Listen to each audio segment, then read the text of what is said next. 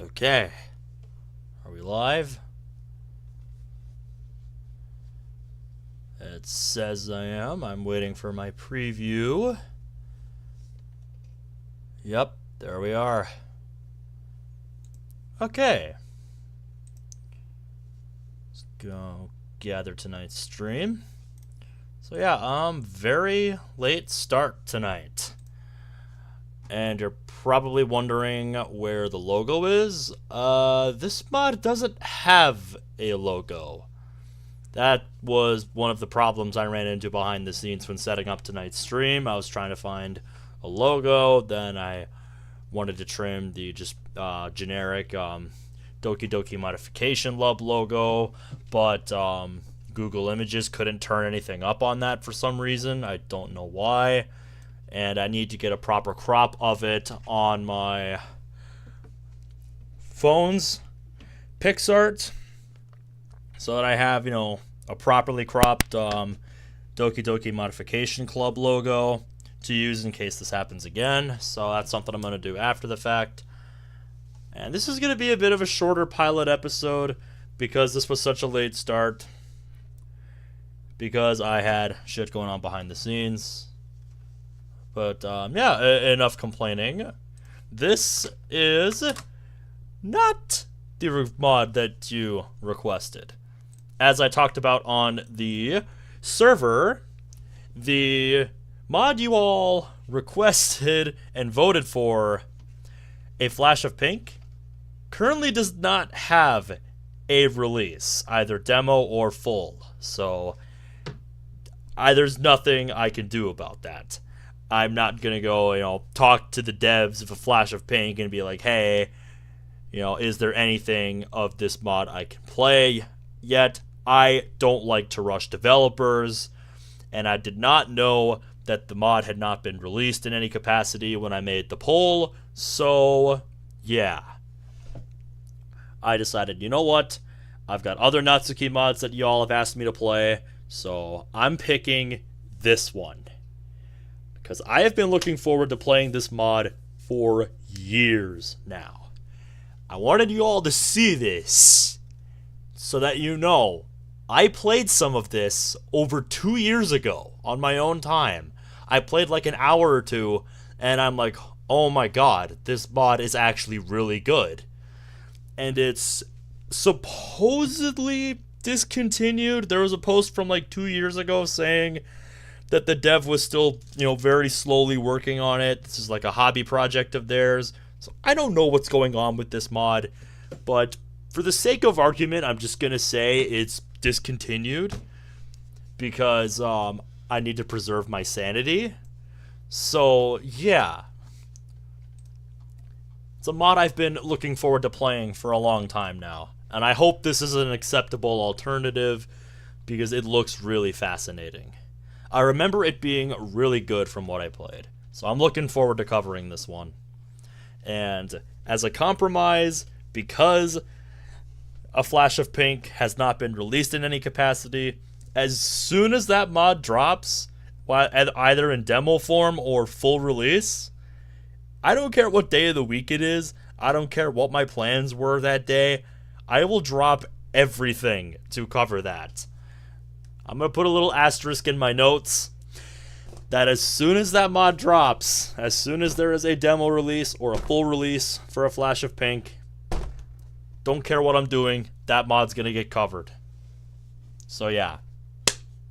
Dan, Onyx, how are you guys doing? Good to see you guys.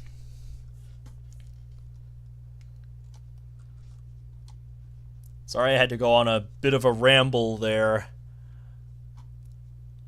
Oh, the fuck is pink eyes? You know good and well the answer to that.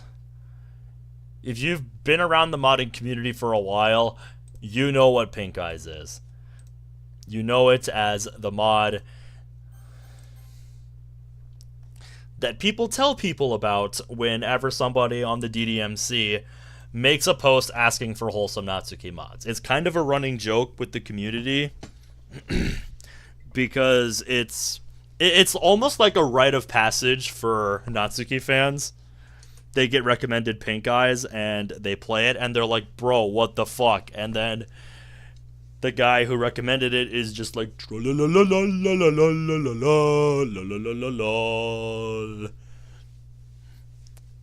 uh-huh, yeah. I'm just making sure everybody in the audience knows in the future. If you don't learn about it beforehand, you'll learn the hard way.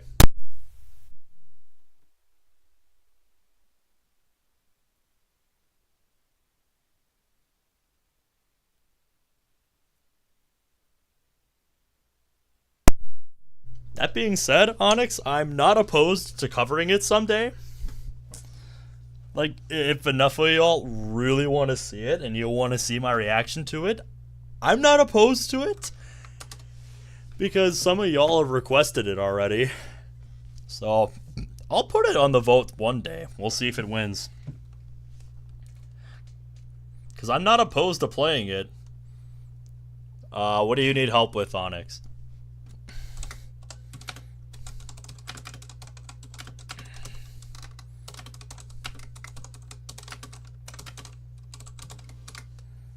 Oh, mic audio is being funky. I'm addicted to Sabaton. I don't think I can help you with that. I'm not sure I can help you with that, Onyx. That sounds like a you problem. It's all I've been listening to it nonstop. It's all you've been listening to, huh? I get that way whenever I find a new song that I'm just like, bruh.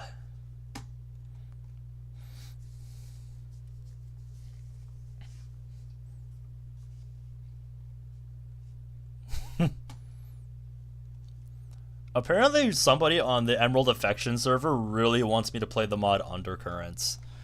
Because they're like still no undercurrents after my last post.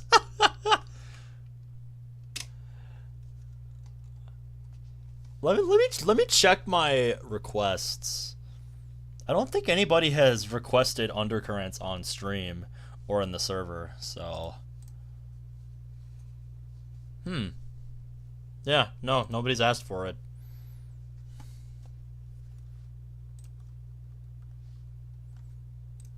Yeah, on two different Monica mod servers. They're asking me to play undercurrents.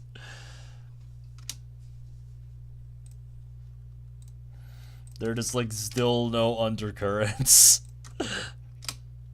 So who knows? Maybe I should look into that. It's a mod I've seen pop up looking through different mods.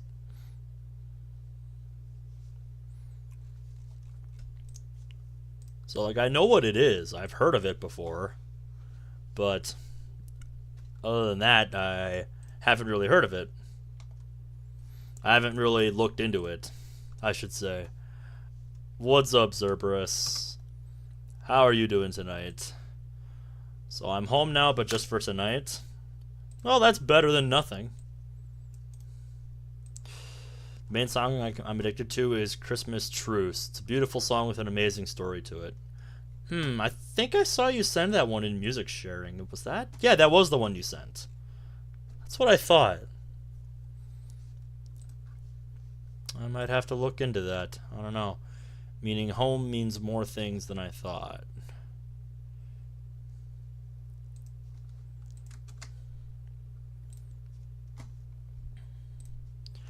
Okay.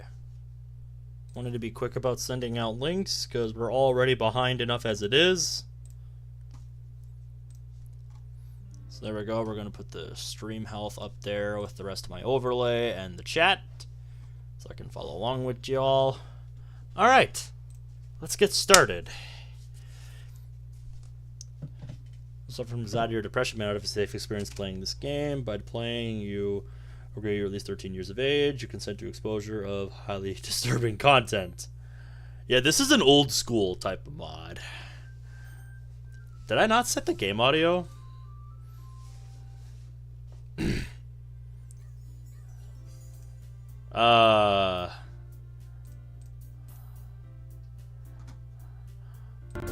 Okay, yeah, I need to set it to that.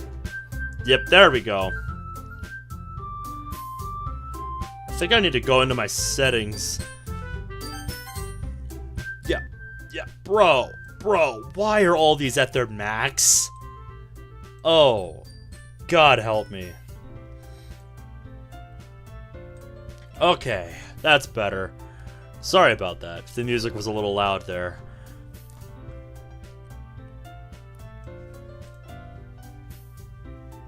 And, to respond to your comment, Dan, about how it's going to be interesting, this mod, I definitely got that vibe from what I saw in the mod assets that I unpacked. It definitely looked like it. There's some interesting stuff in there. I'm not going to say any more than that because I don't want to spoil things. But yeah, there's some interesting stuff in there if you extract the mod files.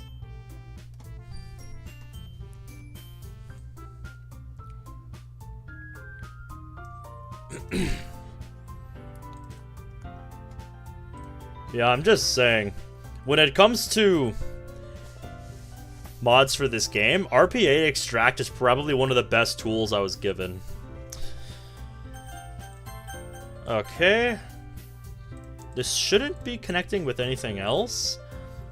I don't remember making a save, because I actually erased it. I learned how to blow bubbles with chewing gum. Well, that's something you can hold over me, because I have never been able to figure that out. I have never been able to figure out how to blow bubbles with chewing gum. Like, I can kind of do it, but not very well. So, that's an awesome Cerberus. Okay.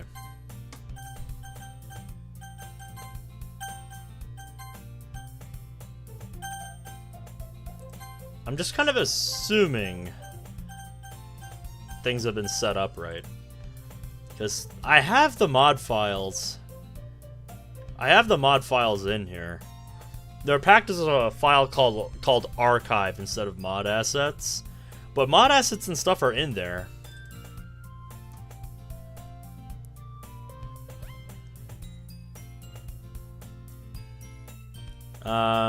Yep.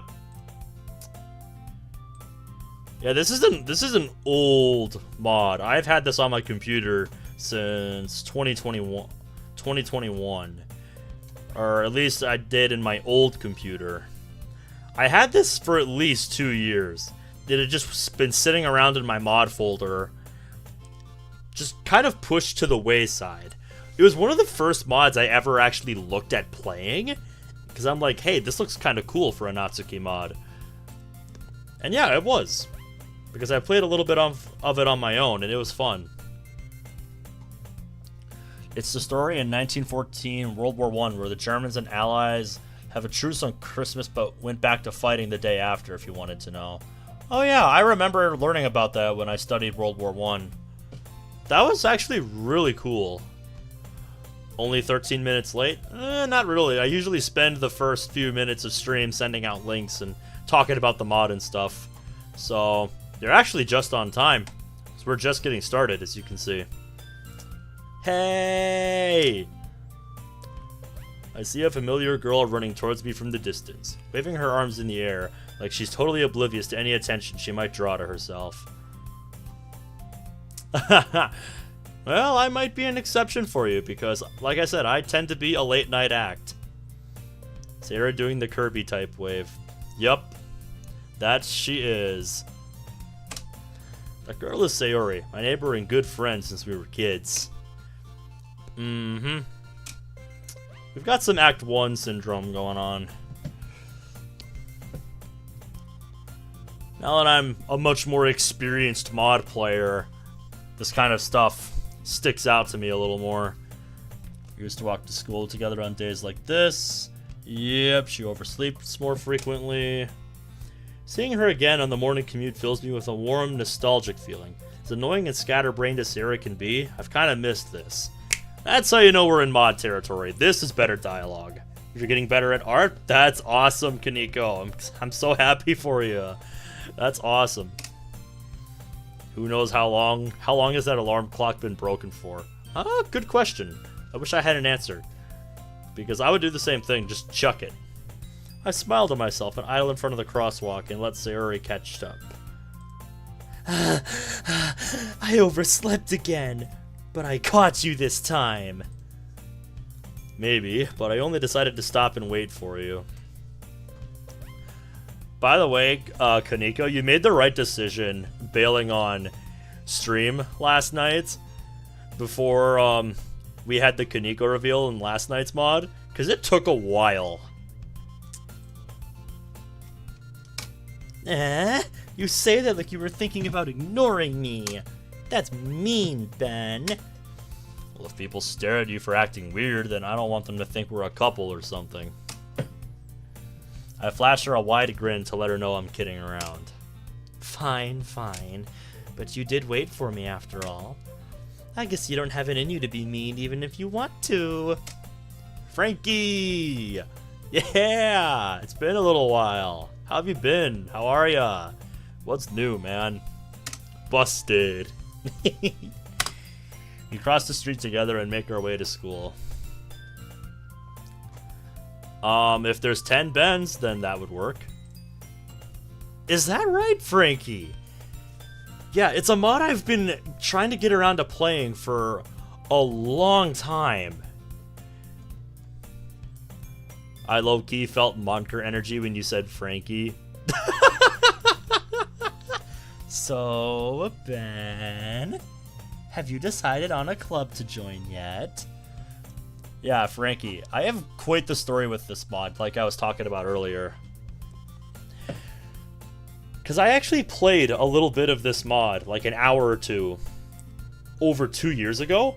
And I'm like, damn, this is actually really good. I should save this for like a video or something.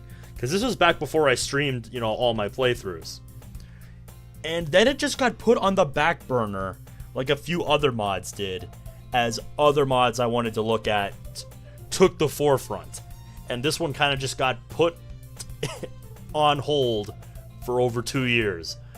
But now that I need a Natsuki mod, because Flash of Pink hasn't been released in any capacity, I'm like, oh yeah, I have this one. So, we're doing it. We're starting to play through this.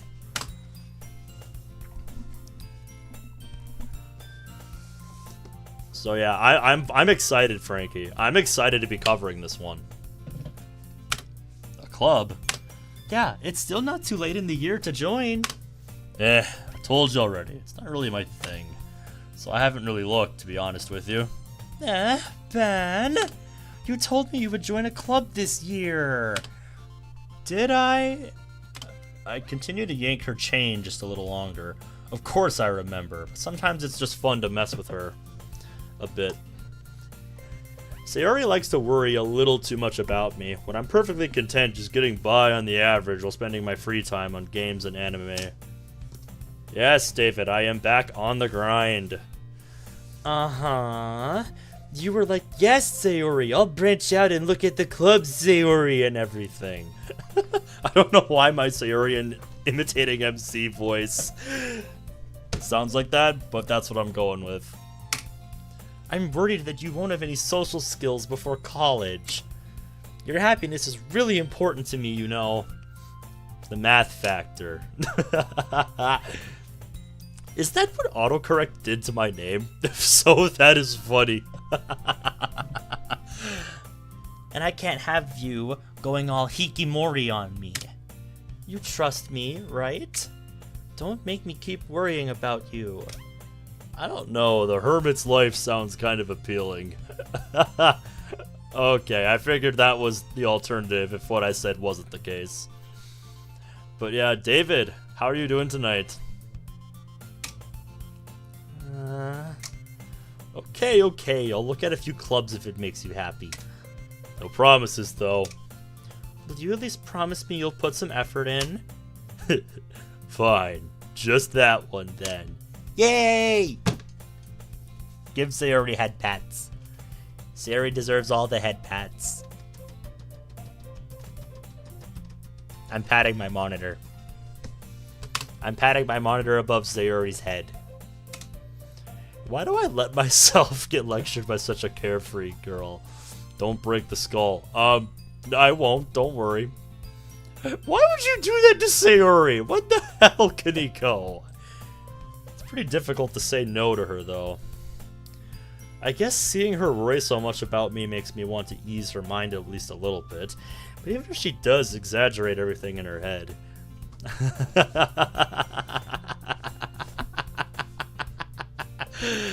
I don't know. I don't know, guys. I don't know what's going on. One thing I can say, though, is that it's a little bit wordy, I think is the right word, for some of the dialogue so far. Like, it just seems to be longer for no real reason, like this here. You could tighten this up so that it doesn't drag on. School day is as ordinary as ever, and it's over before I know it. After I pack up my things, I stare blankly at the wall, looking for an ounce of motivation.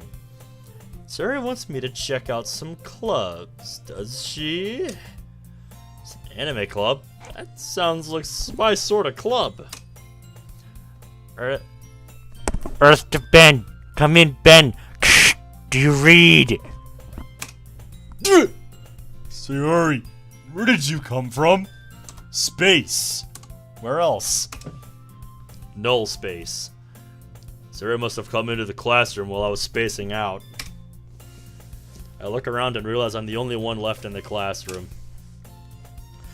I was waiting for you outside for like 10 minutes, but I saw you just sitting here and spacing out, so I came in. Good one, Cerberus. I would love to see Sayori and Temi interact. That would be too funny. Honestly, you're even worse than me sometimes. I'm impressed.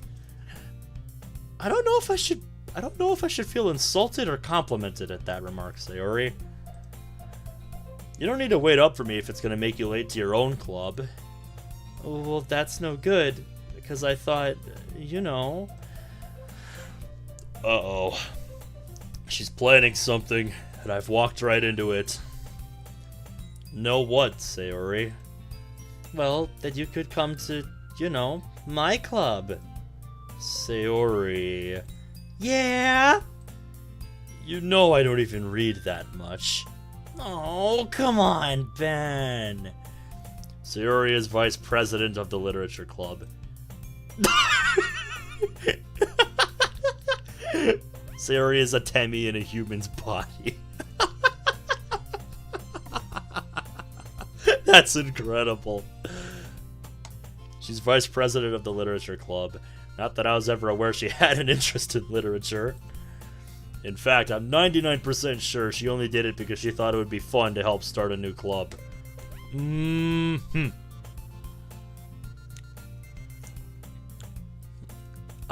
Yes, thank you, Onyx. She was the first one to show interest after the one who proposed the club, so she inherited the title of vice president. Period needs to be inside, not outside the quotations. That just looks really awkward. That being said, my interest in literature is guaranteed to be even less. Yeah, nah, I'm going to the anime club. Sayori desperation mode, engage!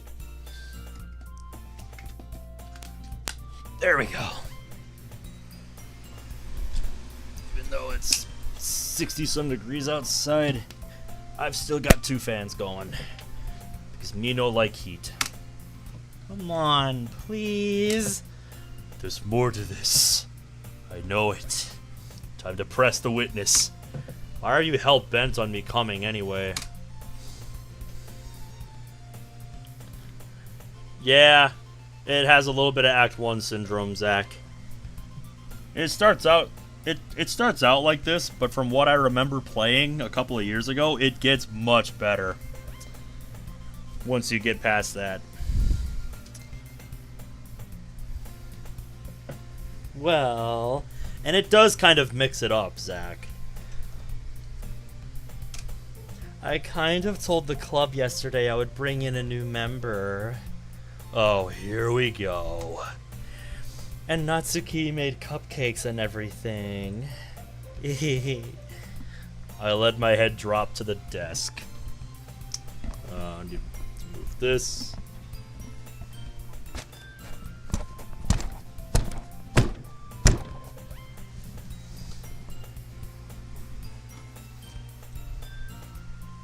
Yeesh, don't make promises you can't keep, Sayori.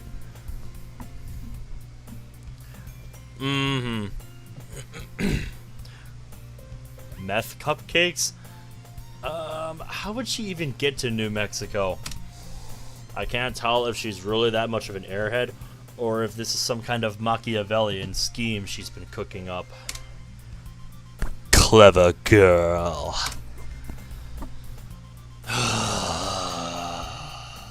Fine. I'll stop by for one cupcake, okay? Aw, yeah! Let's go! Video game logic indeed. And thus, today marks the day I lost a battle of wits to a walking cinnamon bun. See, like I said, it kind of mixes it up. But yeah, definitely Act 1 syndrome. Something I recognize now as a much more experienced mod player. Because this was one of the first mods I ever looked at before I started streaming all my playthroughs a few years ago. I dejectedly follow Sayori across the school and upstairs, a section of the school I rarely visit, being generally used for vocational classes and activities. Sayori, bouncing with enthusiasm, swings open the classroom door. I always just imagine Sayori going just slamming the door into the wall and breaking shit. Dude, Metal Club was worse. Metal Club was worse in that regard, Zach. Hey, the new member is here. Slow your roll there, Sayori. Don't call me a new member.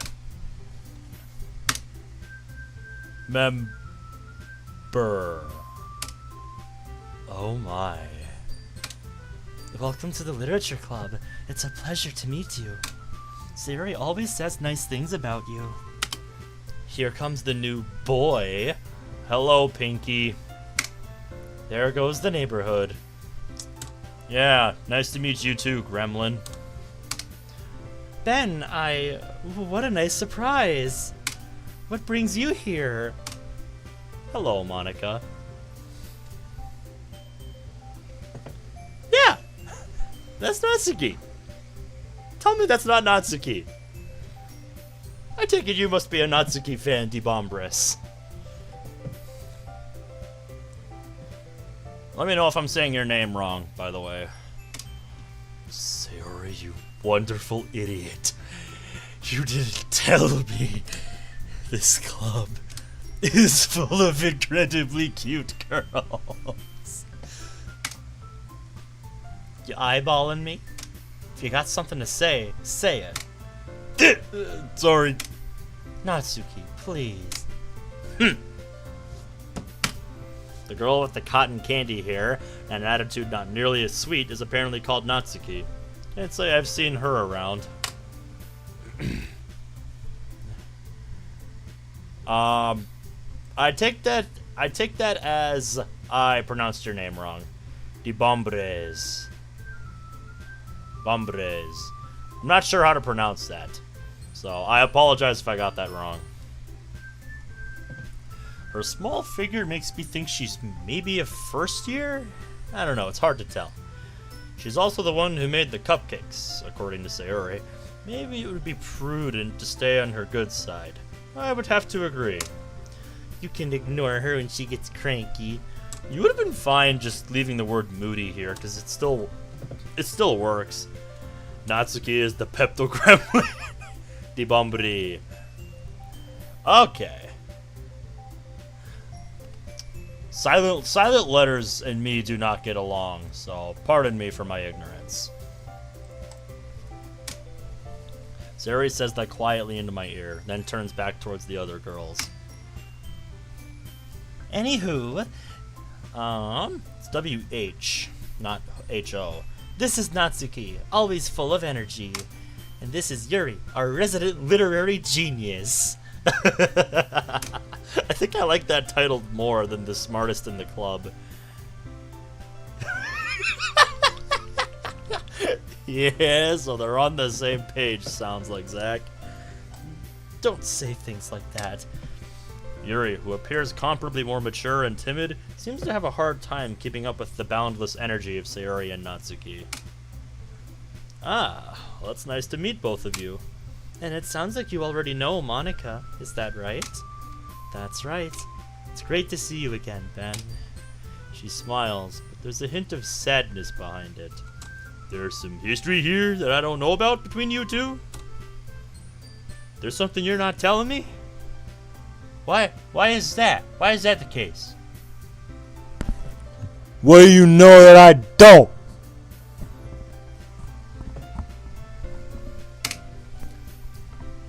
I just spit all over my monitor. God damn it. We do know each other. Well, we rarely talk, but we were in the same class last year. Elaborate, boy. Monica is probably the most popular girl in class. Smart, athletic, Smoking hot. yeah, said every boy ever about her. Basically out of reach of the average mortal. So having her smile at me so wistfully feels a little familiar. I can probably tell you as to why. And I would say, if only you were aware of the other window. What an odd sense of deja vu. It's nothing to concern yourself with, don't worry. You too, Monica. Smooth delivery as always. Come sit down, Ben. We made room for you at the table, so you can sit next to me or Monica. I'll get the cupcakes. I can tell, Zach, I can tell. If Natsuki is the Pepto Gremlin, Yuri is the elderberry pet. Hey, I don't want half of them to go missing before they even get to us. I'll get them. You got me. And how about I make some tea as well? The girls have a few desks arranged to form a table. As Sayori mentioned, it's been widened so that there's one space next to Monica and one space next to Sayori. Natsuki and Yuri walk over to the corner of the room where Natsuki grabs a wrapped tray and Yuri opens the closet. Still feeling awkward, I take a seat next to Sayori. Probably a wise move, I would say.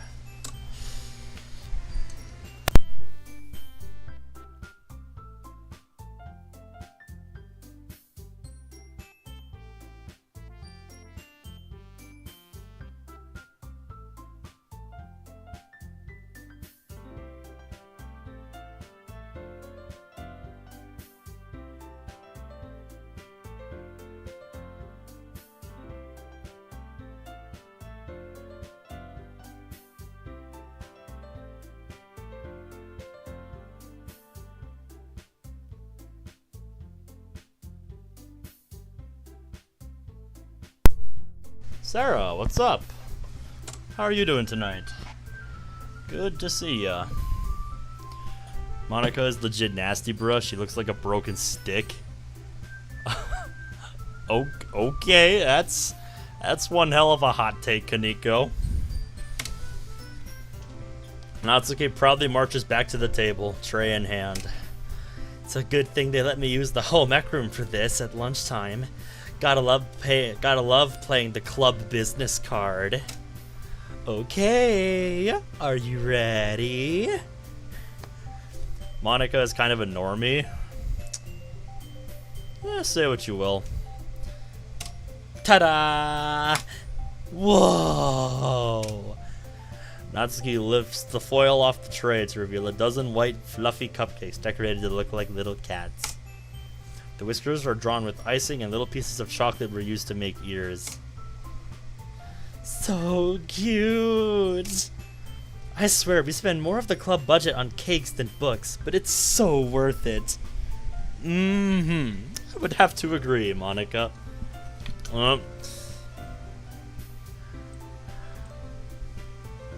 Are you getting ideas over there? Are you in the mood for a cupcake? Do I need to go gift you one? Garbo, what's up, dude? How are ya?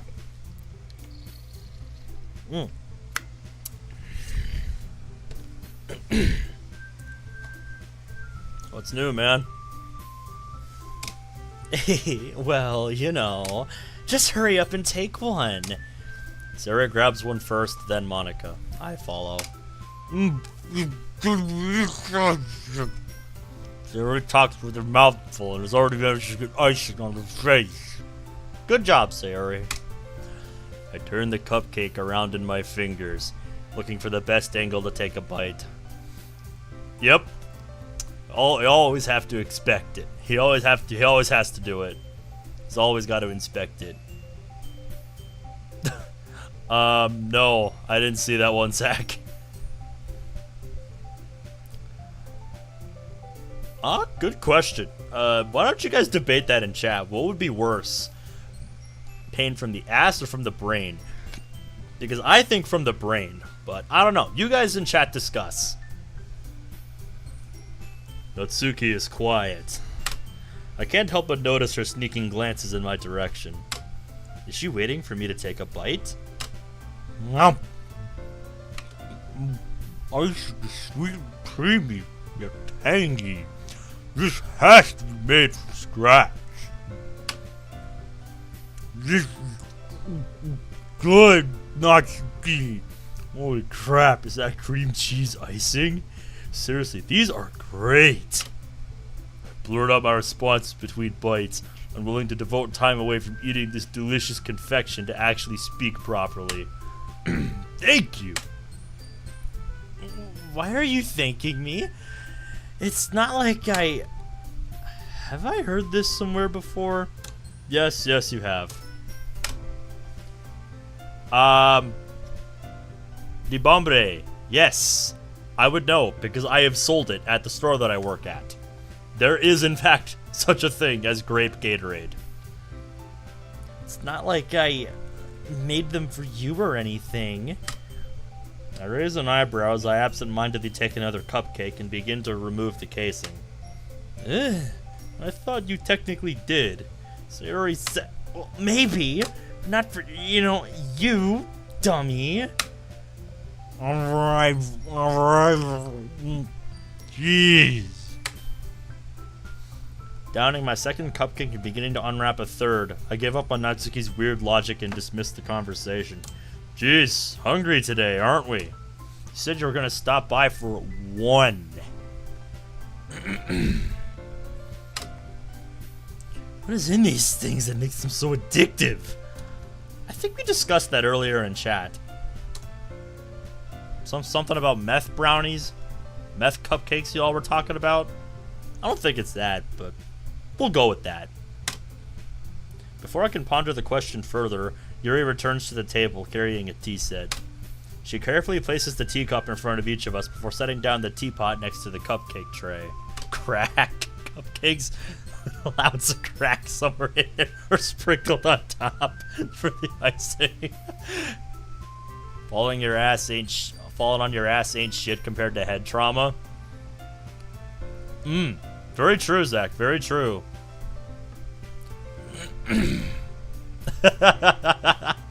It would be different, that's for sure, Onyx. You keep a whole tea set in this classroom? Oh, don't worry, the teachers gave us permission. After all, doesn't a hot cup of tea help you enjoy a good book? I guess. Don't let yourself get intimidated. Yuri's just trying to impress you. That's not... Insulted, Yuri looks away. I meant that, Hey, it's cool.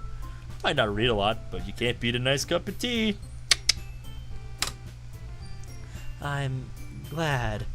Bro's digging his own grave. Alright, thanks for stopping by, Sarah. I know tonight was kind of a late start, so I don't blame you if you got places to be in the morning. Have a good night. Thanks for stopping by. Yuri faintly smiles to herself in relief. Monica raises an eyebrow, then smiles at me. So, what made you consider the literature club? Oh boy. Something tells me I shouldn't tell Monica I was guilt-tripped into coming because of Sayori. Well, I haven't joined any clubs yet, and Sayori seemed really happy here, so... That's basically telling her the same thing, but in a more polite way. That's okay, don't be embarrassed. We'll make sure you feel right at home, okay? As president of the Literature Club, it's my duty to make the club fun and exciting for everyone. Monica really is a great leader. Yuri also nods in agreement. Surprised there aren't more people in this club yet. You started this club from scratch, right? It must be hard to start a new club. You could put it that way. Not many people are very interested in putting out all the effort to start something brand new. Especially when it comes to something that doesn't grab your attention, like literature. You have to work hard to convince people that you're both fun and worthwhile. But it makes school events like the festival that much more important. I'm confident we can all really grow this club before we graduate. Right, everyone? Yeah! We'll do our best. You know it. Everyone enthusiastically agrees. So, Ben, what kind of things do you like to read? Well, considering a little I've read these past few years, I don't really have a good way of answering that. Manga. Mutter quietly to myself, half joking. Have you tried slightly wheezing while talking? You'll know when I get to a moment where I die of laughter. Natsuki's head suddenly perks up. Bouncing on the spot, it looks like she wants to say something, but she keeps quiet. You really aren't much of a reader, I guess. Well, anything's possible, right? What am I saying? I spoke without thinking after seeing Yuri's sad smile. What about you, Yuri? Stories with deep psychological elements usually immerse me the most. Isn't it amazing how a writer can so deliberately take advantage of your own lack of imagination to completely throw you for a loop? I've been reading a lot of horror lately, too. Ah, I read a horror book once. Super smooth. I desperately grasp something I can relate to at even the most minimal level. The minimal level. Sorry, I read that wrong. You don't need that. At this rate, Yuri might as well be having a conversation with a rock. Really? I wouldn't have expected that, Yuri. From someone as gentle as you.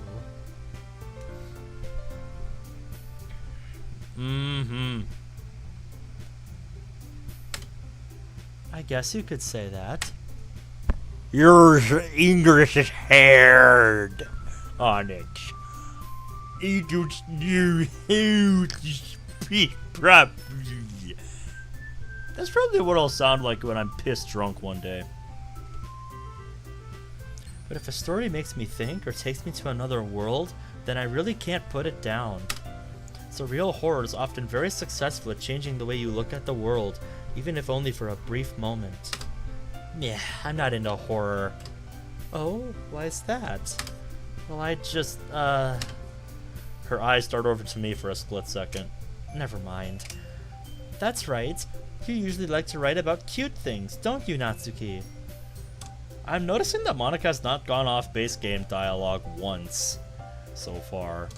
I'm gonna keep a mental note of that. Natsuki has to stop herself from choking on her tea. Damn it, Monika! What? What gives you that idea? You left a piece of scrap paper behind last club meeting. It looks like you were working on a poem called Yeah! Don't say it out loud! And give that back! Fine, fine. Your cupcakes, your poems. Everything you do is just as cute as you are. Sayori sidles up behind Natsuki and puts her hands on her shoulders. I'm not cute! Yes, you are. Natsuki, you write your own poems? Well, I guess, sometimes. What's it to you? Missing a question mark there. I think that's impressive. Why don't you share them sometime? No! Natsuki averts her eyes. You wouldn't like them. Not a very confident writer yet. I understand how Natsuki feels. Sharing that level of writing takes more than just confidence. The truest form of writing is writing to oneself. You must be willing to open up to your readers, exposing your vulnerabilities and showing even the deepest reaches of your heart. Do you have writing experience too, Yuri? Maybe if you share some of your work, you can set an example and help Natsuki feel comfortable enough to share hers. That's my line, Onyx. That's my line. I have claimed it. I guess it's the same for Yuri. Aw, I wanted to read everyone's poems. We all sit in silence for a moment. Until... Okay, I have an idea, everyone. Huh? They look quizzically at Monica. What have I started? God damn it. It's all your fault, boy.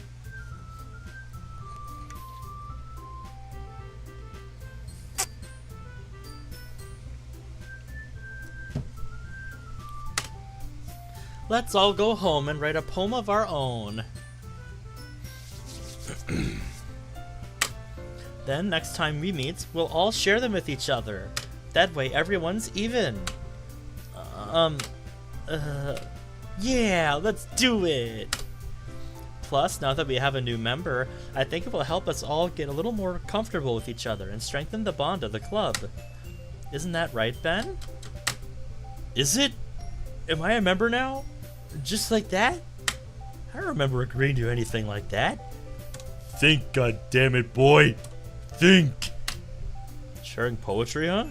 Sounds like a perfect way to embarrass myself in front of a bunch of cute girls. Still, everyone seems pretty fun to be around in their own particular way. Plus, Sarah would definitely owe me one. Why the hell not? I'm on board. That's different. Ben, thank you. You're okay, I guess. I'll give you a pass. For now. Seems a little too early for you to be taking a liking to him, Natsuki. I'm so glad. Welcome to the club, Ben. It's settled then. Okay, everyone. That concludes today's meeting. I think that's the first time she's veered off typical... I think that's the first time she's veered off typical day one script. I hope to see you all tomorrow. So it looks like my concern can be put aside for now. Everyone packs away their things. Yuri and Natsuki leave first after packing away the tea set and the cupcake tray. Not long after, Sari approaches me and tugs my sleeve excitedly. Hey, Ben, since we're already here, do you want to walk home together? That's right. Sarah and I never walk home together anymore because she's always staying after school for the club. Sure, why not? Double punctuation. Yay! Just as we're about to leave, Monica weaves her way through the desks to reach me. Oh? Oh, Ben, before you go, could we maybe have a quick talk outside? Why the stern face? What did I miss? She's got kind of a serious look on her face. Is she okay? I'm wondering the same thing, boy. What's going on here? Are you talking to him? Are you talking to me? Who's talking to who here? Sure, Monica. Missing punctuation. Let me know when you guys are done, okay? Oh. Sarah doesn't seem too happy about that. Before I can even reply, Monica grabs me by the arm and drags me bodily outside. We stop just outside of the club room. Yeah? What's up? The intense, serious expression from before never leaving her face, she looks straight at me. Yeah, she really just went yoink through me. So, are you directing this at me? Are you talking to me? Is that what's going on here? Like I said, this mod's kind of old school, so this is not at all unexpected to me. I don't know why you brought me back here. What were you thinking? I told you. There is no happiness to be found in the literature club. You're still on that, huh? I couldn't believe it at first. Seeing them again. Seeing you again. I thought you'd brought me back just to torment me, to trap me in an ever-repeating hell. I don't know where you got that idea from, Monica. 'Cause the real you is right here.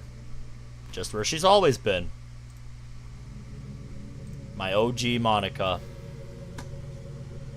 Yeah. I know. It's really old school. There ain't no colors for the text boxes besides pink. Yeah, like I said, Summer Hope is kind of an old school mod.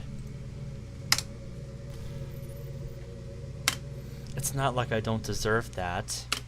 Except, things have changed. I can feel it. Yep, the obligatory scene where Monica recognizes that this is a mod.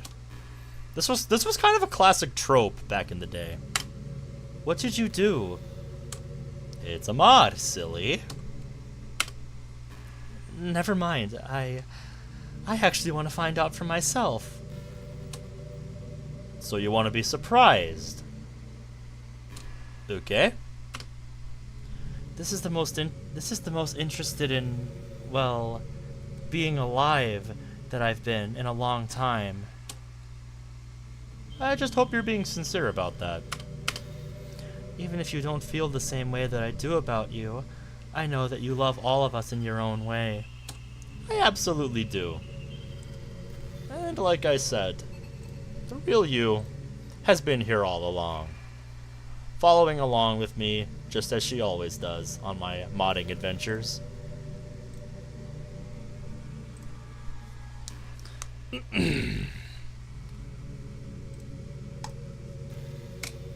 I love those girls too. And you, of course. I'll undo all of the things that I changed. I promise. I'll make things right again. Just promise me one thing. If I ever start to act like I did before, abusing my power, killing people, delete me. Please. It's for my own good, and theirs. I'll be watching out for them. I'll be the best president I can be. I'll see you around, okay? So this must explain that hint of sadness you had earlier.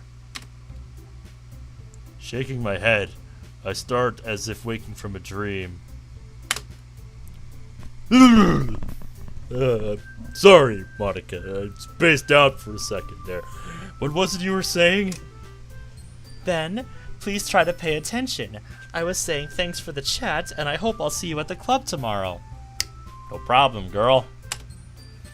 Man, I don't remember a damn thing she said. Am I really that out of it today? That's okay, it wasn't meant for you anyway. If I'm not careful, I'll end up as airheaded as Sayori. Yeah, I'm looking forward to it. Me too. Hey, are you guys done yet? It's getting kinda late and I'm hungry. It's kinda crazy, Zach. Her stomach growls audibly as if in agreement with her statement. Fine. Come on, Sari, before you start eyeing me up as a snack. A snack? That's a great idea. We could get a snack on the way home. I don't have my purse with me today, though. Could I maybe borrow some? Yes, for the love of... Outmaneuvered and defeated for the second time today. See ya, Monica. As I walk away, I hear Monica softly singing, as if to herself. I've got my eye on you.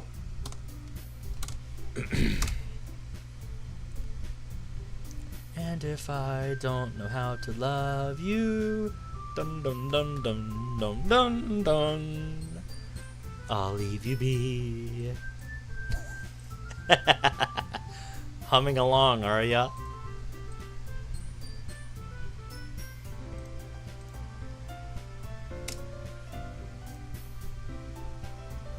With that, the two of us depart the school and make our way home, stopping only to buy Sayori a bag of donuts. Hey, did you get Hostess? Little Debbie? Maybe State Fair donuts? They're all good. The whole way, my mind wanders back and forth between the four girls. Sayori, scatterbrained and annoying, but my longest serving friend. Natsuki, cute as hell and so good at baking. You can tell she means well, but she comes across as a bit hostile. Krispy Kreme! Yuri, beautiful and elegant, but so unsure of herself. And of course, Monica. They all seem like people I'd like to get to know, and getting into reading can be a negative side effect, right? Perhaps I'll even have the chance to grow closer to one of these girls. With that thought bouncing around in my head, I meander home.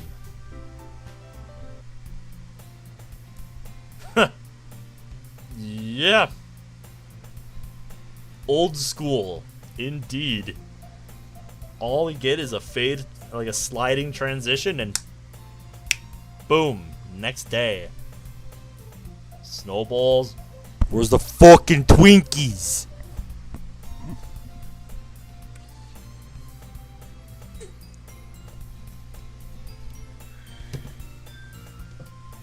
Class seems to pass by once. Classes seem to pass oddly quickly once again today.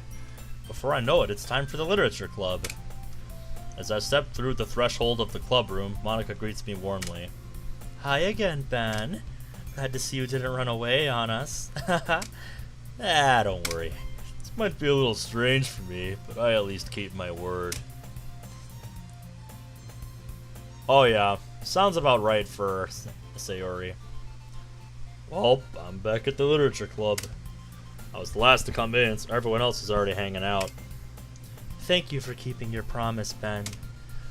I hope this isn't too overwhelming of a commitment for you, making you dive headfirst into literature when you're not accustomed to it. Hey Yuri, don't give this guy a break. Sayori told me he didn't even want to join any clubs this year. And last year, too. What are you, some otaku hermit shut-in? If you don't take us seriously, then you won't see the end of it. I was gonna say, how did you know? Otaku hermit shut-in, huh? That's rich coming from someone who keeps her manga collection in the club room. Natsuki finds herself stuck between saying Monica and manga.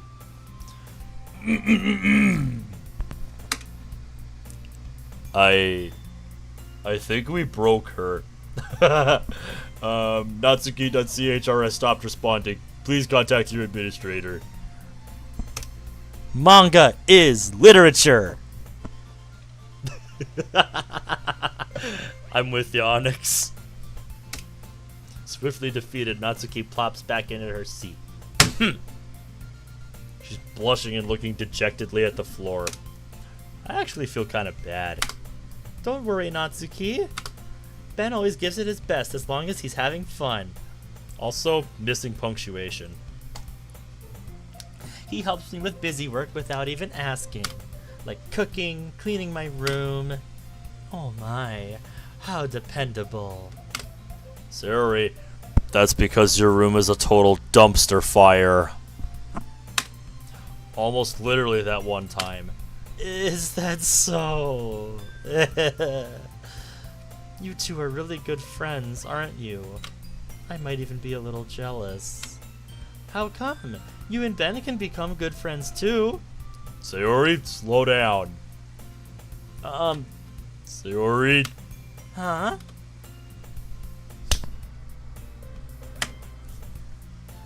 As usual, I can't tell whether Sayori is a social moron or an excellent wingman. Oh, Yuri even brought you something today, you know? Wait, Sayori! Something for me? Not really. Don't be shy. It's really nothing. What is it? Never mind. Sayori made it sound like a big deal, but it's really not. What do I do?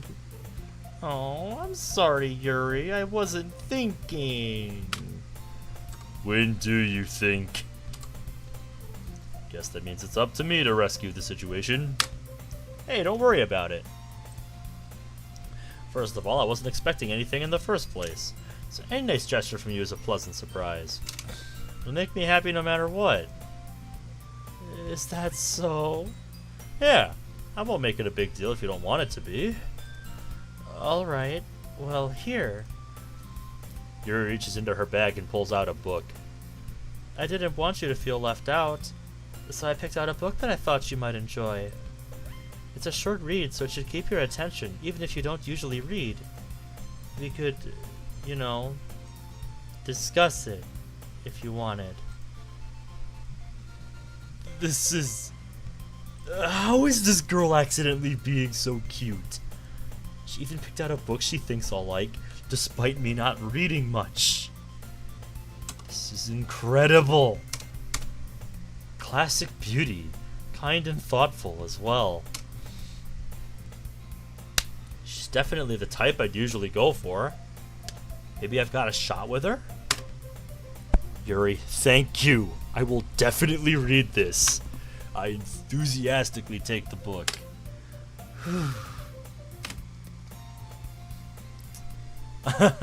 Good to see you, Caleb. Yeah, we're kind of in the Act 1 part of the mod, but I remember playing this a few years back, like an hour or two of it, and I thought it was really good. Well, you can read it at your own pace. I look forward to hearing what you think. Now that everyone's settled in, I expected Monica to kick off some scheduled activities for the club, but that doesn't seem to be the case. Sarah and Monica are having a cheery conversation in the corner. Natsuki is rummaging around in the closet, and Yuri's face is already buried in a book. I can't help but notice her glancing in my direction every so often, like she was waiting for this chance. I start to walk over to Yuri's seat, new book in hand. Is this fate? Beginning of something wonderful? Find out next time on Dragon Ball Z.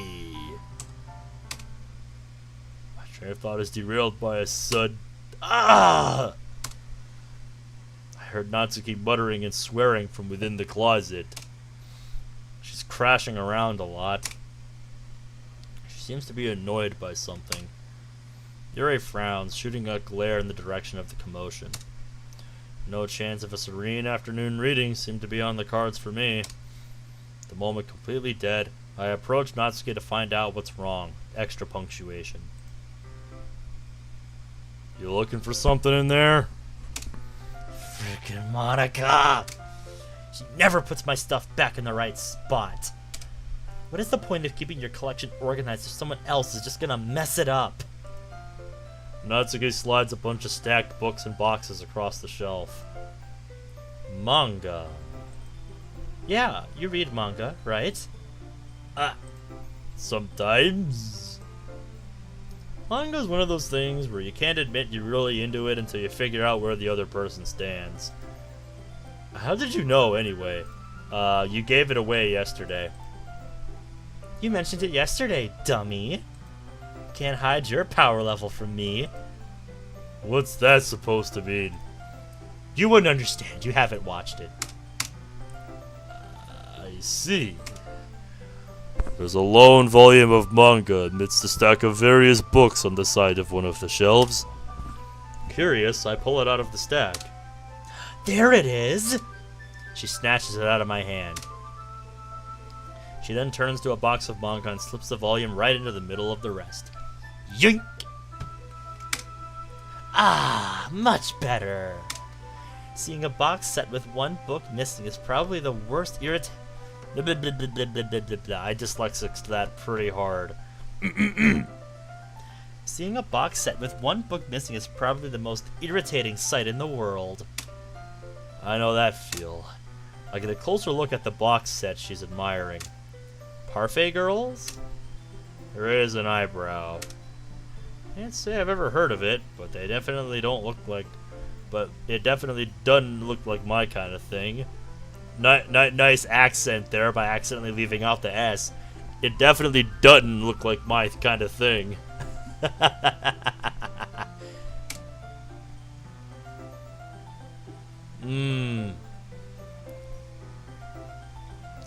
If you're gonna judge, you can do it through the glass on the door. She points to the classroom door. Yeah, I just started. Who's judging anything? It was the tone of your voice. But I'll tell you one thing, then. I think that's actually accurate. I'm pretty sure I've been told that Yuri is a Russian name.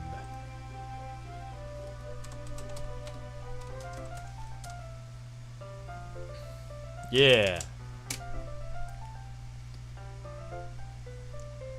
Yeah.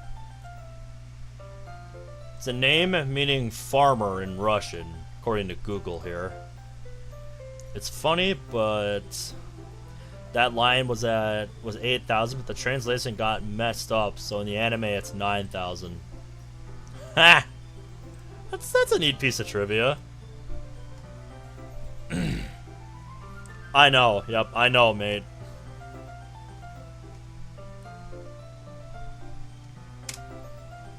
But I'll tell you one thing, then. Consider this a lesson straight from the literature club. Don't judge a book by its cover. In fact, she pulls out the first volume of Parfait Girls from the box. I'm gonna show you exactly why. She shoves the book right into my hands. Okay, Jesus, I can see you're serious. Ugh. I stare at the cover. It features 4 girls in colorful attire striking animated feminine poses. It's exceedingly moe-y. Oh man, this is gonna be a long afternoon. Don't just stand there. Ugh. She grabs me by my arm and pulls me out of the closet. This is not the fate I had in mind. Not at all. She then takes a seat against the wall beneath the windowsill. She pats the ground next to her, signaling me to sit there. Wouldn't chairs be more comfortable? I'd take up my space next to her. Hey, Liam, how's it going tonight? How are ya? Welcome to stream, man.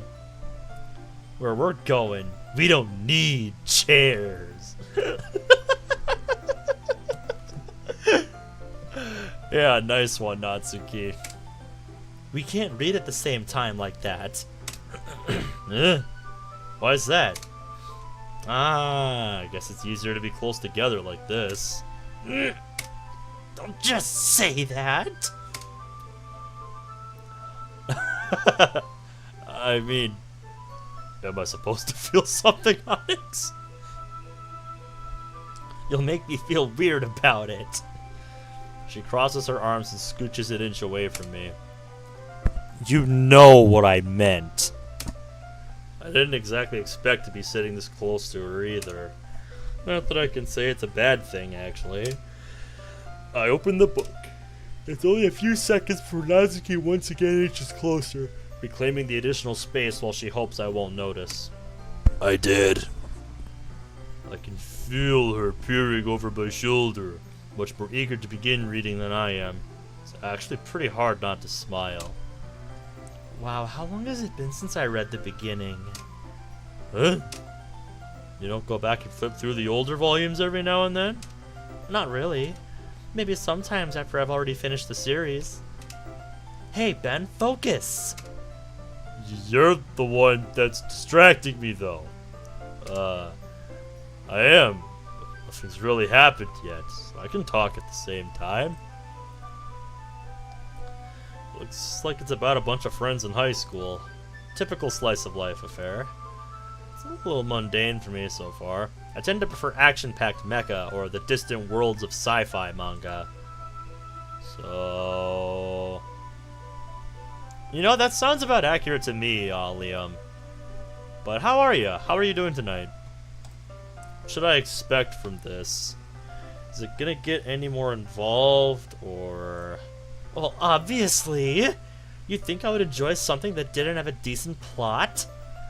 I mean, well, I guess I know where you're coming from, though. The themes are pretty down-to-earth to start with. Like, there's a really funny chapter where they're obsessed with a guy at the ice cream shop. But that just helps you get to know the characters. Besides, it's still entertaining. I'm glad to hear you're doing good. I'm having a pretty good night. Distractions with getting the stream started aside, I had to run back up to work because something came up that I had to investigate.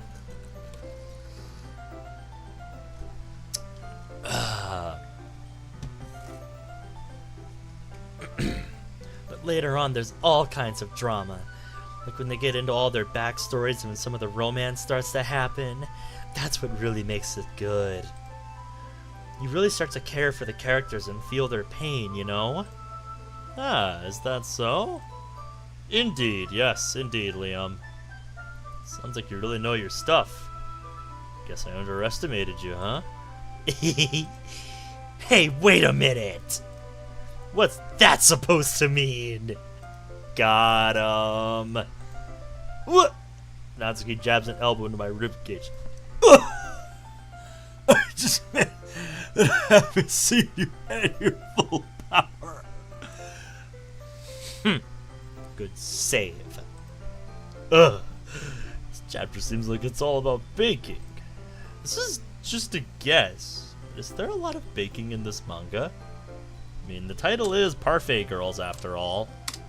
Well, she pauses for a moment, as if she doesn't want to admit something. It wasn't really difficult to put two and two together, though. Yeah. What are you driving at? Nothing in particular.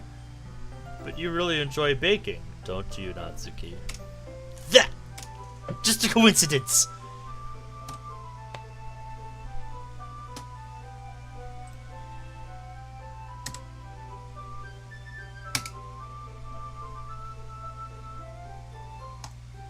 Coinky-dink indeed.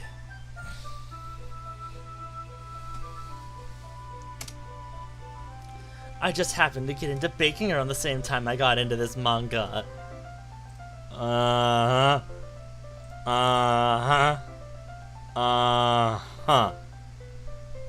Press X to doubt, chat. Press X to doubt. I'm not buying it. Monty ain't buying it. I don't think our boy is buying it.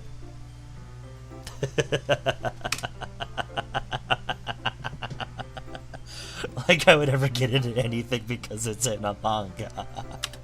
I feel bad for anyone that impressionable.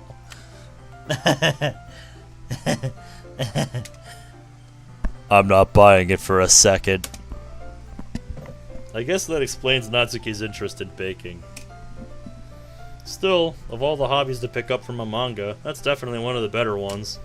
Not to mention she's really good at it. So who am I to judge? Here we go. We read on for a few more minutes. I've finished a couple chapters at this point, and I'm actually getting into the story a little bit.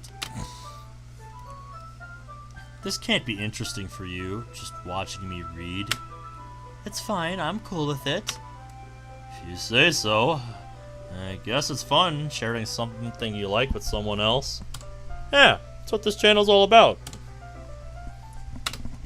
I always get excited when I convince any of my friends to pick up a series I enjoy. Yes, the iconic PNG. You know what I mean? I wish. Ugh. That's not... Well, I wouldn't really know. What do you mean? Don't you share your manga with your friends? Don't get me started. Like I could ever get Yuri or Monica to read this. Even Sayori. They just think manga's for kids. I can't even bring it up without them being all like, you still haven't grown out of that yet? Natsuki, why don't you pick up a real book? Really want to punch them in the face sometimes. I know the feeling. Nothing but not the punching part, but I get it. It takes a lot of effort to find friends who don't judge, much less friends who are also into it. Suri kind of just came to expect it of me, I guess. Otherwise, I tend to just keep myself to myself. But it's probably harder for someone like you with an actual social circle. Maybe. It kind of goes beyond just my friends, though. I mean, I feel like I can't even keep it in my own room. I don't even know what my dad would do if he found this. Sounds strict. Yeah. At least it's safe here in the club room, though. Except Monica was kind of a jerk about it. Ugh, I just can't win, can I? That and keeping it here in the school is only a temporary solution. Let's be real here. Well, it paid off in the end, didn't it? I mean, here I am reading it. Well, it's not like that solves any of my problems. Maybe. At least you're enjoying yourself, right? See, that's the important part. Better. So? Jeez, that's enough. Are you gonna keep reading or what?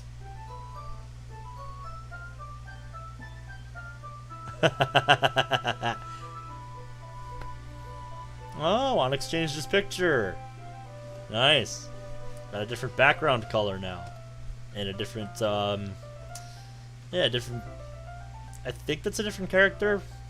I don't know, it's kind of dark and small on my monitor, so I can't tell. Yeah. I flipped the page. Suddenly Natsuki starts laughing. I totally forgot that happened. Her spontaneous laughter takes me by surprise with how sweet it is. Fang. The beaming smile on her face is infectious, and I can't help but grin from ear to ear. She's really pretty when she smiles. Yes, she is. Natsuki puts her finger on one of the panels. Minori is my favorite character. You always feel a little bad for her since she's so unlucky. But it gets especially bad when... Oh, spoilers! Just finished this chapter already. Natsuki's voice sparkles with excitement. It's a stark contrast to her usual bossy tone. So refreshing to see her like this. What route we taken? This is a mod. This is a Natsuki mod. So I hope that answers your question. If the color of the overlay didn't give it away.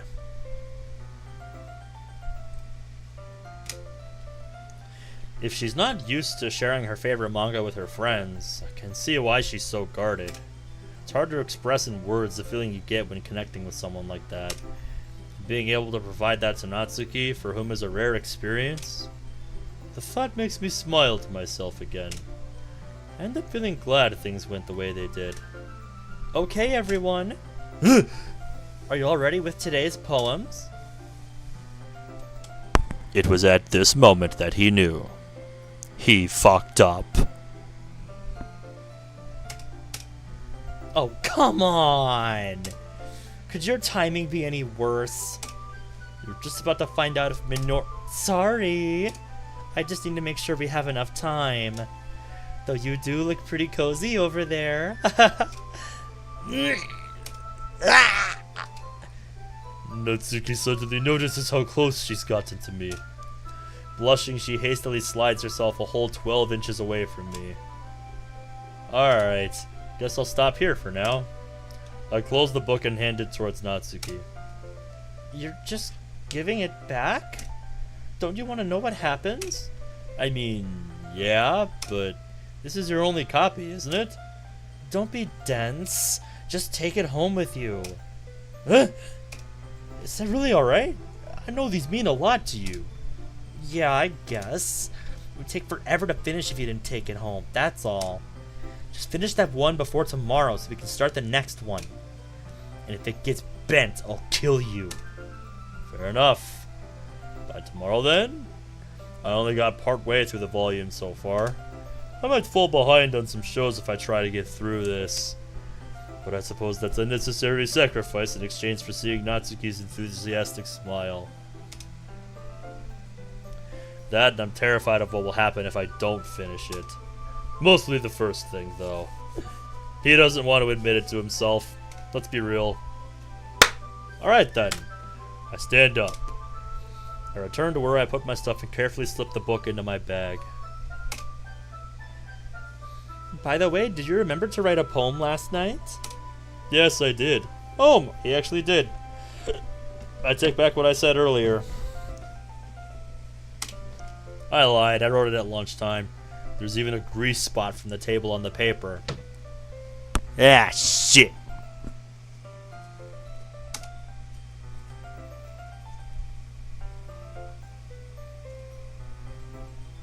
That's understandable, Liam. It's not an uncommon phenomenon. Can't believe I agreed to do something so embarrassing. Couldn't really find much inspiration since I've never really done this before. Oh, sorry. I'm yawning. Is everyone ready? Hey, Jester! My man. How's it going? Yeah, there's a lot of different techniques. Usually the one I hear is imagine everyone wearing underwear, probably because of SpongeBob. I can't wait. Sarah and Monica enthusiastically pull out their poems. Sarah's is on a wrinkled sheet of loose leaf torn from a spiral notebook. On the other hand, Monica wrote hers in a composition notebook. I can already see Monica's pristine handwriting from where I sit. Hey, excuse me.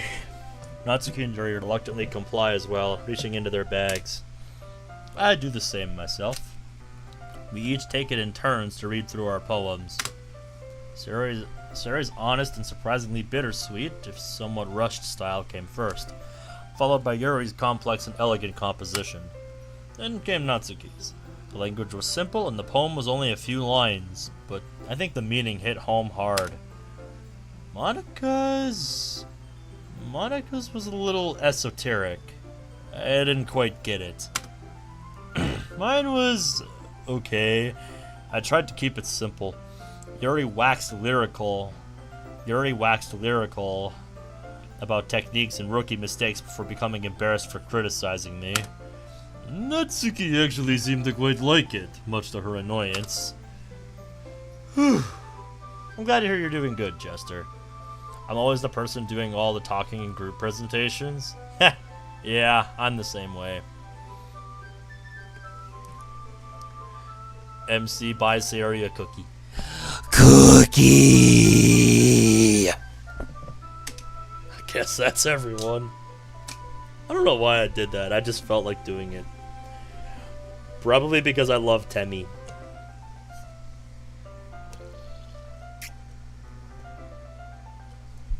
I glance around the room. That was a little more stressful than I anticipated. It's as if everyone is judging me for my mediocre writing abilities. You'll get better over time. Don't worry about it. Even if they're just being nice, there's no way my poems can stand up to theirs. This is a literature club, after all. I guess that's what I ended up getting myself into. Yep. And we all appreciate your sacrifice. I see, Zach, I see. I shouldn't laugh at that. Across the room, Sarah and Monica are happily chatting. My eyes land on Yuri and Natsuki. They gingerly exchange sheets of paper, sharing their respective poems. As they read in tandem, I watch each of their expressions change. Oh good, you're just in time for the showdown, Debombre. Natsuki's eyebrows furrow in frustration. Meanwhile, Yuri smiles sadly. What's with this language? Did you say something? Oh, it's nothing. I guess you could say it's fancy. Thanks. Yours is cute. Cute? Cute? Did you completely miss the symbolism or something? It's clearly about the feeling of giving up. About feeling like the useless one. How can that be cute? I know that. I just meant the language, I guess. I was trying to say something nice. Indeed, Frankie, indeed. It's that time of the year again. Oh, wow. You mean you have to try that hard to come up with something nice to say? Sounds fair to me, Zach. Sounds like you're in for a good night's sleep, so you have a good one, man. Thanks for hanging out. Thanks, but it really didn't come out nice at all.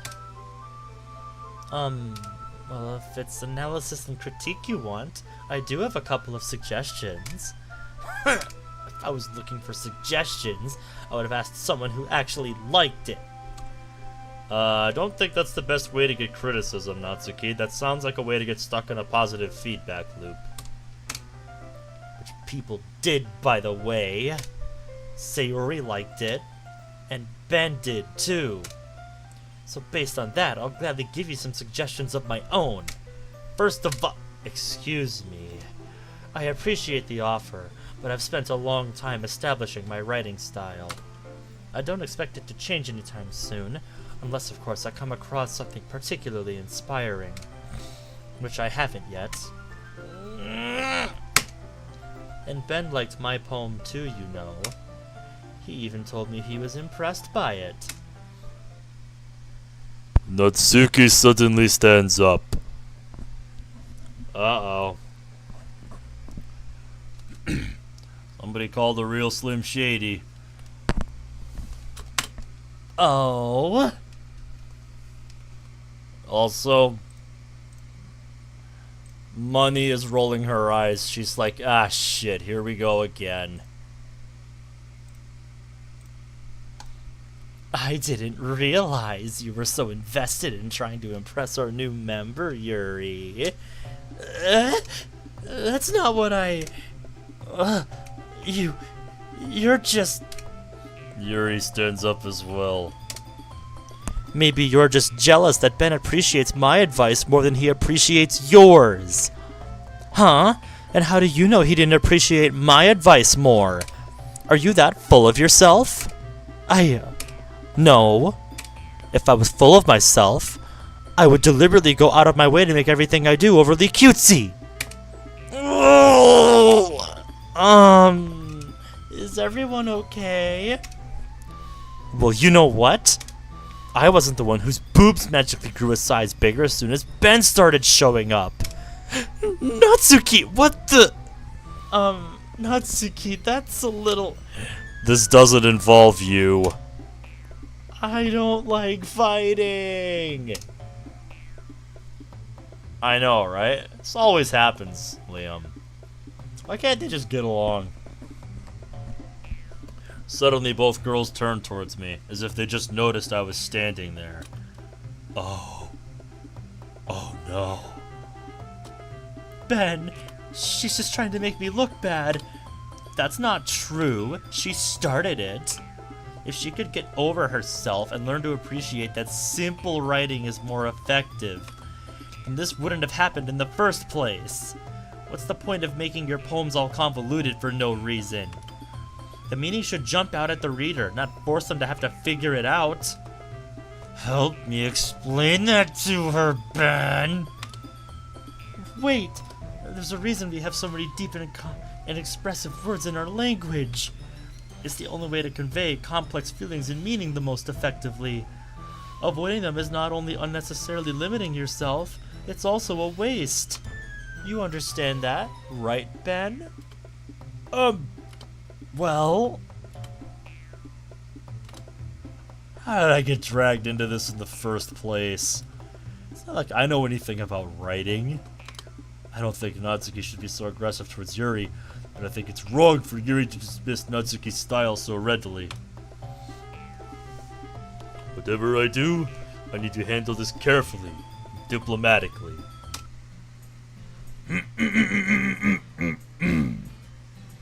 Natsuki, you're right that I liked your poem. See?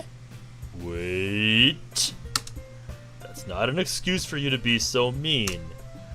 You shouldn't pick a fight just because someone's opinion is different.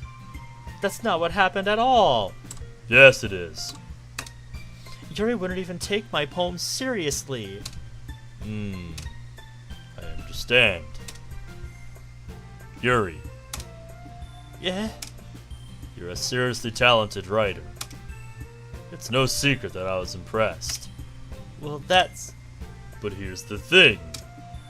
No matter how simple or effective someone's writing style is, they're still putting feelings into it, and it becomes something really personal. That's why Natsuki felt threatened when you said her poem was cute. I... see. I didn't notice that. I'm sorry. Oh... But Natsuki, you took it way too far. Yuri means well. And if you just told her how you felt, then this wouldn't have happened in the first place. Are you kidding? That's exactly what I did. Was her that... Natsuki, I think that's enough. Why are you being so horrible to Yuri? She apologized. Don't you think you should too? Whoa. Hold on a second. Let's not... She clenches her fists. In the end, nobody has taken her side. She's trapped. At this point being defiant only because she can't handle the pressure. I feel like this could have gone better. I agree, my boy. I agree. God damn it. Sometimes when I'm hurt, it helps to take a walk and clear my head. Not helpful, Sayori. Sayori, she doesn't... You know what? I'm gonna do that. It'll spare me from having to look at all your faces right now. Nat! Without warning, Natsuki snatches her own poem up from the desk and storms out. On her way up, she crumples up the poem with her hands and throws it in the trash. Key. Why is she being like this? Because nobody took her side. She feels defeated. She really didn't need to do that. Yuri looks depressed. My brow furrows.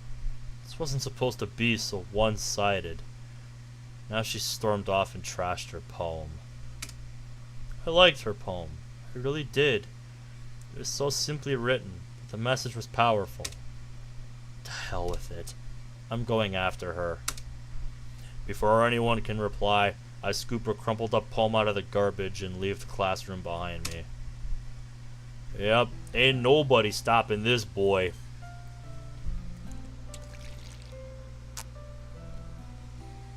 We're finally starting to break away. She hasn't made it far. As I round the corner, I spot her rooting around under the vending machines in the corridor. What the hell is she doing? As soon as she sees me, she stands up and goes on the defensive immediately. What the hell do you want? Haven't you done enough already? Natsuki, I'm sorry. I didn't mean for that to be so one-sided. Things got a little out of hand. It's true that you shouldn't have spoken to Yuri like that, but she disrespected you too. Your poem was really good, you know. I produce the balled up sheet from my pocket and unfurl it, taking care not to tear it. Ah, yes. I could have done a little more and try to find like some wrinkled texture to put this on. But, like I said, this mod is old school, so we'll give it a pass. Still, would have been nice to see, though. Because I appreciate little details like that. Natsuki. This poem is about the feeling of uselessness, isn't it? Seeing so many people around you achieving so much. Yeah. So what? Natsuki, do you feel useless? Dummy. Don't just come out and ask things like that. You even know what tact is? Oh. Even as she says those words, she starts on sobbing uncontrollably. I take that as a yes. Dummy. Dummy. Dummy. Such a... I place my hand gently on her shoulder.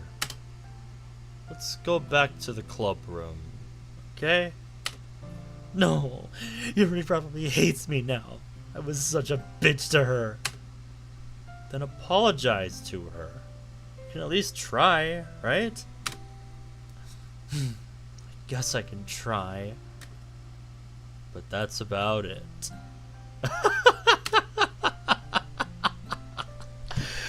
Oh man, there it is, the dry humor. Can't go wrong with that.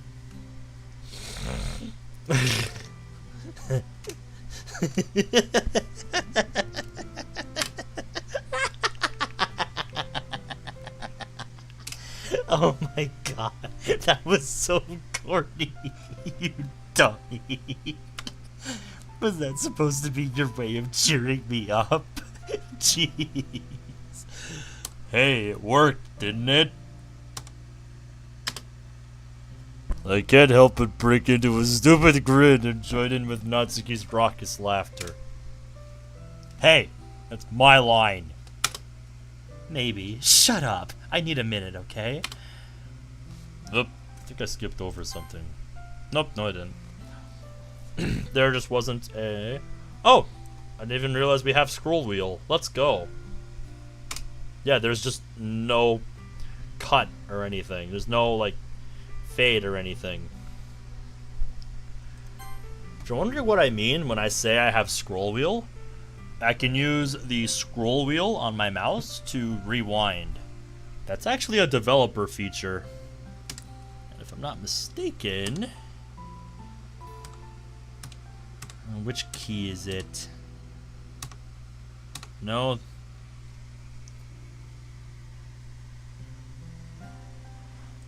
Yep, now I gotta reset the game window. There we go. It isn't an awkward silence as much as such, but each of us seems to be trying to find something to fill it.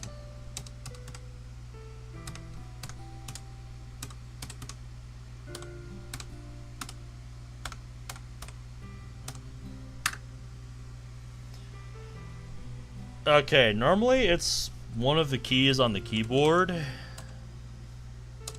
One of the different letter keys. But scroll wheel, as I've nicknamed it, is a developer feature.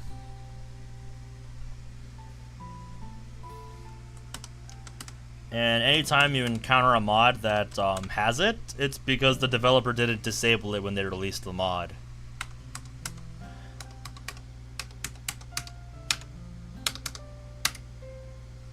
Said normally you can find like a developer menu attached to one of the keys, but I'm not seeing it, so maybe they just left that in. But yeah, I love scroll wheel for moments like that. When I want to double check something, scroll wheel is just really nice to have.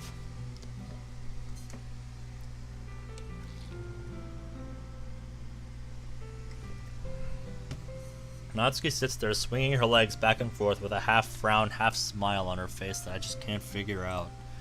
She eventually hops up out of her seat and turns to me. Hey, Ben, why did you come and find me? Well, everything kind of ended on a sour note, and... I get that. What I mean is, why, you. Why are you so concerned about me? She's got a point. Monica and Sayori have been her friends longer than I ever have. What the hell made me just run out there? I don't know, probably because you've been spending the day getting to know her, getting a little closer with her, so, you know, you actually are starting to give a shit. Guess I should just be as honest as possible. I'm not sure, I just felt like I should. I guess I was worried about you. Oh, wow. I should be honored. Ben was worried about little old me. Yeesh, you're welcome. Well, if you're so worried about me, why don't you take this? She takes a small slip of paper and jots something down on it. She holds it out to me at arm's length. I take the slip and unfold it. It appears to be a phone number. This is... If you tell anyone I gave you this, I will end you. Alrighty then. So if you get worried again, just text me. Or I don't know. Just text me, okay? Thank you for being the redundancy. I get it. Sure thing, Natsuki. Right. It's getting late. We better get back before the club finishes. Yeah, come on. Time to face the music, I guess. As we re-enter the club room, everyone is sat around looking sullen. Yuri's head perks up as we walk inside. Natsuki! The two girls lock eyes. Natsuki begins to tremble slightly. Yuri, I'm sorry. That was such you know... Before Natsuki can utter another word, Yuri marches up to her and hugs her tightly. Hey Ben, I don't know what you said to her, but good job. We should probably give them some privacy to hash things out. You ready to walk home? Yeah, let's go. Okay, everyone. I think that wraps up today's meeting. Don't forget to lock up, you two. As the three of us leave the room, I look back at Natsuki. I love how Monica just chucks Natsuki the key, like, think here. As our eyes meet, she mouths the words, thank you. I nod to her and turn to leave. Sayori, about what happened earlier. What do you mean? You know, between Yuri and Natsuki. Does that kind of thing happen often? No. They're kinda BFFs. I've never, ever seen them fight like that. I promise they're both wonderful people. I guess poetry brings a lot of emotion to the surface. They did seem pretty passionate about it. You don't hate them, do you? What? Why would I hate them? I just wanted your opinion, that's all. I can see why they'd make good friends with you. You know, Ben, it's nice that I get to spend time with you in the club. But I think seeing you get along with everyone is what makes me the happiest. And I think everyone really likes you, too. Every day is gonna be so much fun. It's gonna be interesting at the very least. I pat her on the shoulder. I said that more to myself, but it's so easy to use Sayori as an internal monologue sometimes. Okay. Yeah. I'm actually quite looking forward to this. You and me both. The next day. My eyes burn from sleep deprivation and overconsumption of caffeine. I stayed up way too late last night. I had only intended to send one message to Natsuki, just so she had my number too. It quickly turned into a conversation that had lasted pretty much all evening and into the night. She has almost a different personality on her phone, using tons of emojis and cute language.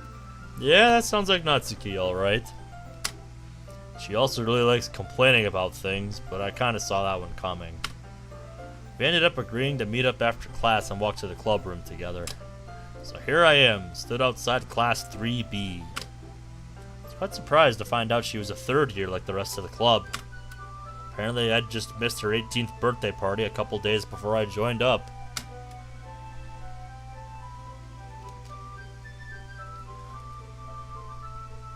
Huh.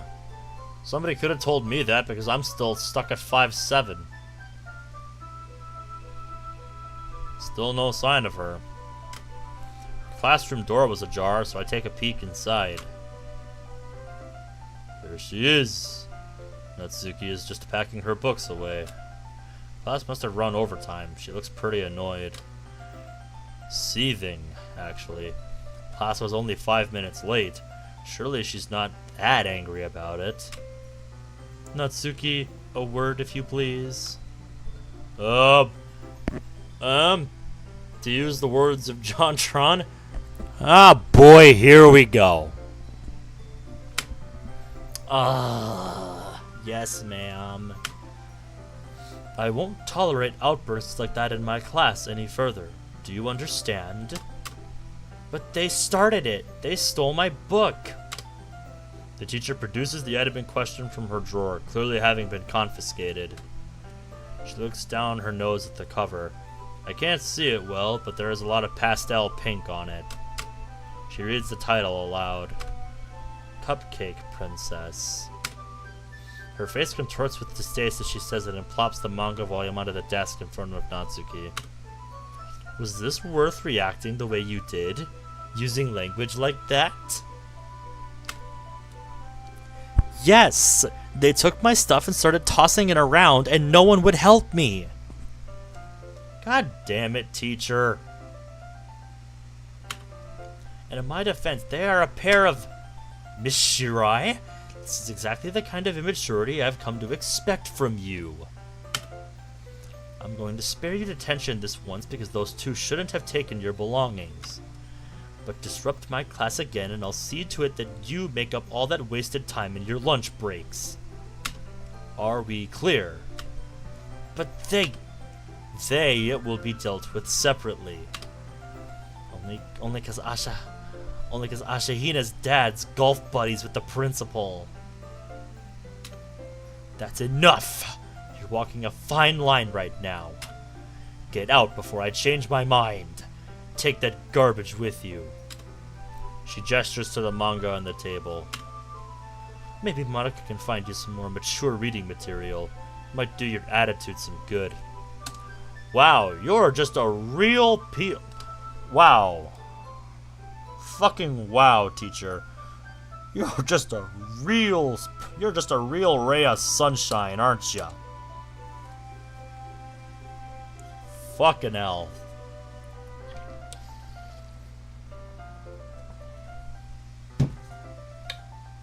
The teacher is a Karen. Absolutely, 100%. If I were Natsuki, I would demand to be put in a different class.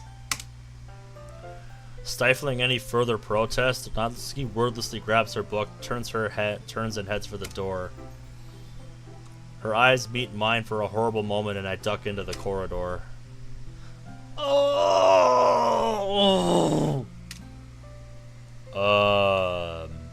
Hi to you too, Natsuki. What?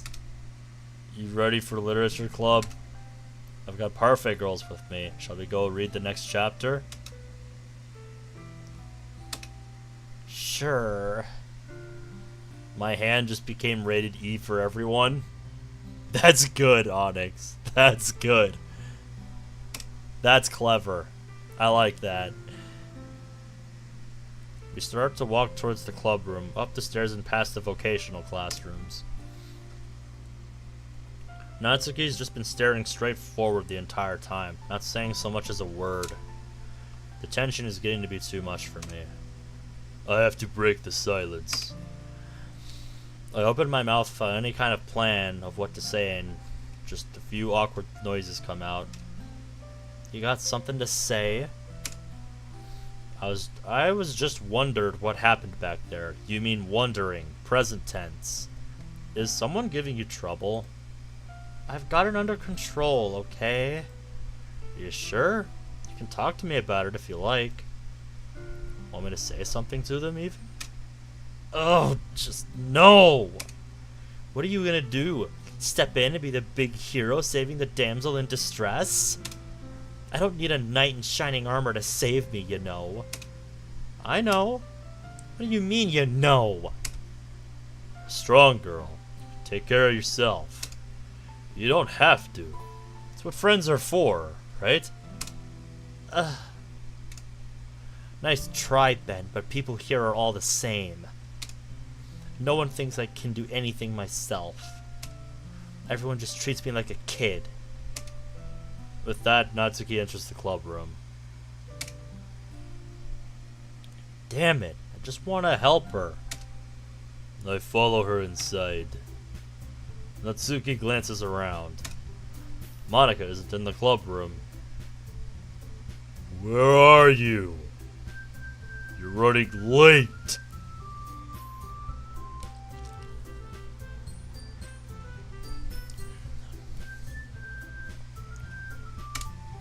I thought we were late. Where's Monika anyway? Good question. Have any of you heard anything about her being late today?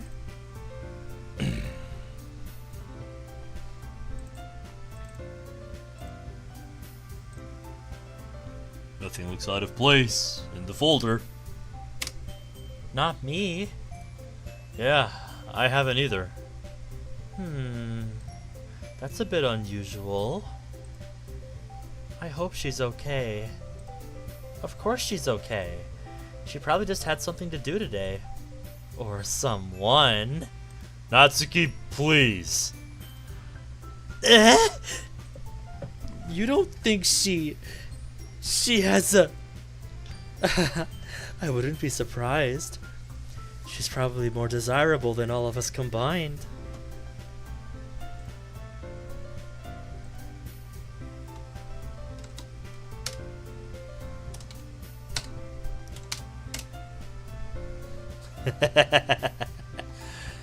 I will show you what I mean.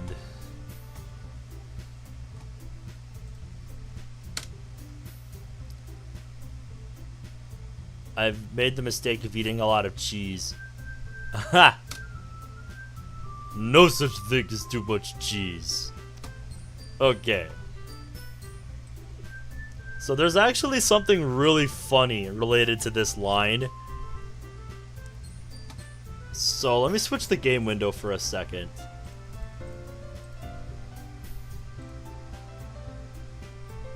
We don't exist anymore, chat. Yeah, anytime I bump the chat window, it resets. That's just how my program works. So, my bad. But I was doing stuff in my calculator. And Monika seems excited because her eyes were just lighting up a second ago. A tragedy indeed, but it is what it is. So the funny thing related to this line, she's probably more desirable than all of us combined. There's a fun little piece of trivia here in the characters folder. If you add up Natsuki's, Sayori's, and Yuri's character files kilobyte size, they are 2 kilobytes smaller than Monika's character file. So, in a sense, Yuri's actually right. Just saying. In a sense, Yuri is actually right. Anyway, back to the game.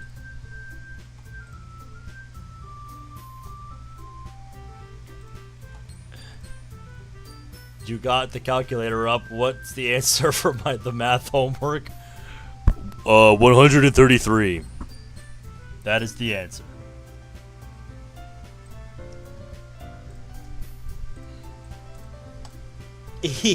That's true. Excuse me? Suddenly, the door swings open. Sorry, I'm super sorry. Ah, there you are. I didn't mean to be late. I hope you guys weren't worried or anything. Monica chose the club over her boyfriend after all. You're so strong-willed. A boyfriend? I wish. Monica quizzically glances at me. Never mind that. What held you up, anyway? Are you daydreaming over there? Well, I'll leave you to it. Hey, imprudent! Finished Final Fantasy VII after buying it 2 years ago. Oh, yeah, I've been hearing about those. I still need to play Final Fantasy VII. I've had it as a free game in my library on PlayStation for years, and I just haven't played it. It's one of the many, many games on my backlog to-do list. What held you up, anyway? Well, my last period today was study hall. To be honest, I kind of just lost track of time. That makes no sense, though. You would have heard the bell ring, at least. I must have not heard it, since I was practicing piano. Piano? I wasn't aware you played music as well, Monica. I don't really. I kind of just started recently. I've always wanted to learn piano. That's so cool! You should play something for us, Monica. That's... She looks at me. Maybe once I get a little better, I will. Yay! That sounds cool. I'd also look forward to it. Is that so? In that case, I won't let you down, Ben. Hip checks the ball away. I always love that part. Yeah! Monica smiles sweetly. I didn't mean any pressure or anything like that. My backlog is only Valkyria Chronicles, the other two Zero Escape games, and FF7 Crisis Core. I bet, yeah. Mine is always just jam-packed. And it keeps growing. I play percussion in band. I used to play football, but I got bored of it. Oh, cool, Liam. Considering I had like 15 at the start of the year. Damn. Don't worry. I've been practicing a whole lot recently. And I really love the chance to share once I'm ready. Yeah. I just started a series on games in my backlog. I started with Celeste. I started playing that on Monday. I see. In that case, best of luck. Thank you. So I didn't miss anything, did I? You'll have to ask Yuri or Sayori. We weren't exactly on time either. I choose to leave out Natsuki's little altercation with her teacher. I should ask her about that later. I was so busy trying to get her out of there that I didn't think to inquire. Do they always treat her like that? Looks like everyone's already settled down for now. Sayori is conversing with Monica on the finer points of beginner's piano.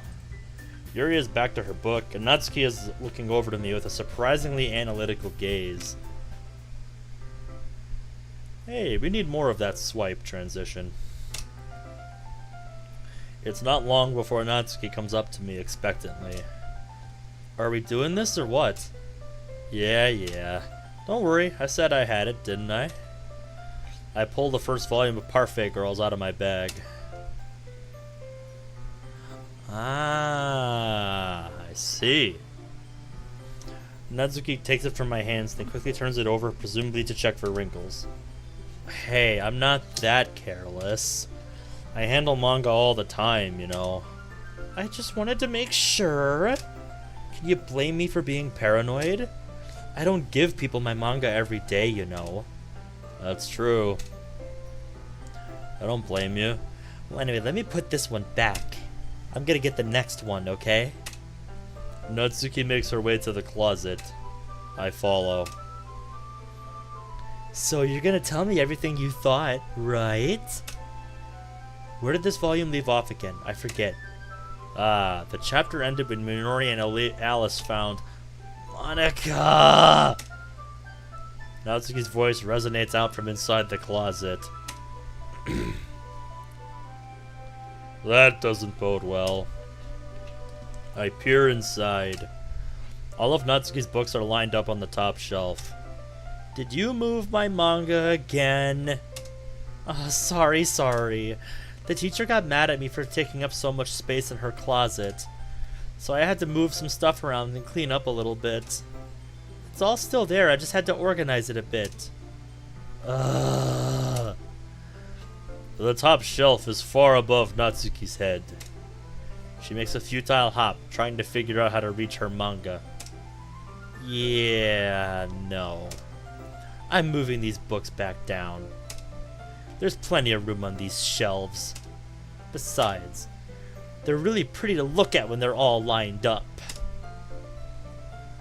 Sounds like a good idea, Frankie. You have yourself a nice night. Thanks for hanging out. Why would you waste that on the top shelf? Natsuki. There's a stool on the wall right there. In the closet, there's a collapsible stool that's hanging on the wall. Have a good night, Frankie. If you want, I can reach up there and hand them to you. Oh, what is it with you? Look at me, I'm Ben. Natsuki can't do anything for herself. Jesus, I just wanted to help. Gee, I hope she doesn't swallow her tongue or something. Natsuki grabs the stool from the wall and unfolds it a little too violently. What is it this time? You think I'm too short or something? I mean, in this particular... I knew it! Well, you know what? Watch me! Natsuki hops onto the stool, which ends up being a little wobbly because of its collapsible design. Careful. Know what I'm doing, jerk face. Standing on the stool, Natsuki's fingertips reach the top shelf. The stool would be enough for me to easily grab the books, but Natsuki is being stubborn as usual. Natsuki uses her fingers to scoot one of the smaller boxes to the edge of the shelf. Summer Hope indeed, imprudent. I've been waiting to play this mod for a few years now. I get the feeling that's where it was going based on what I saw when I extracted the mod files when making the thumbnail. Like, I don't know the context of any of the things that I saw, but yeah. I'm very curious to see where this goes, imprudent. I'm very curious to find out where this mod goes. See? Yeah! The box suddenly tips.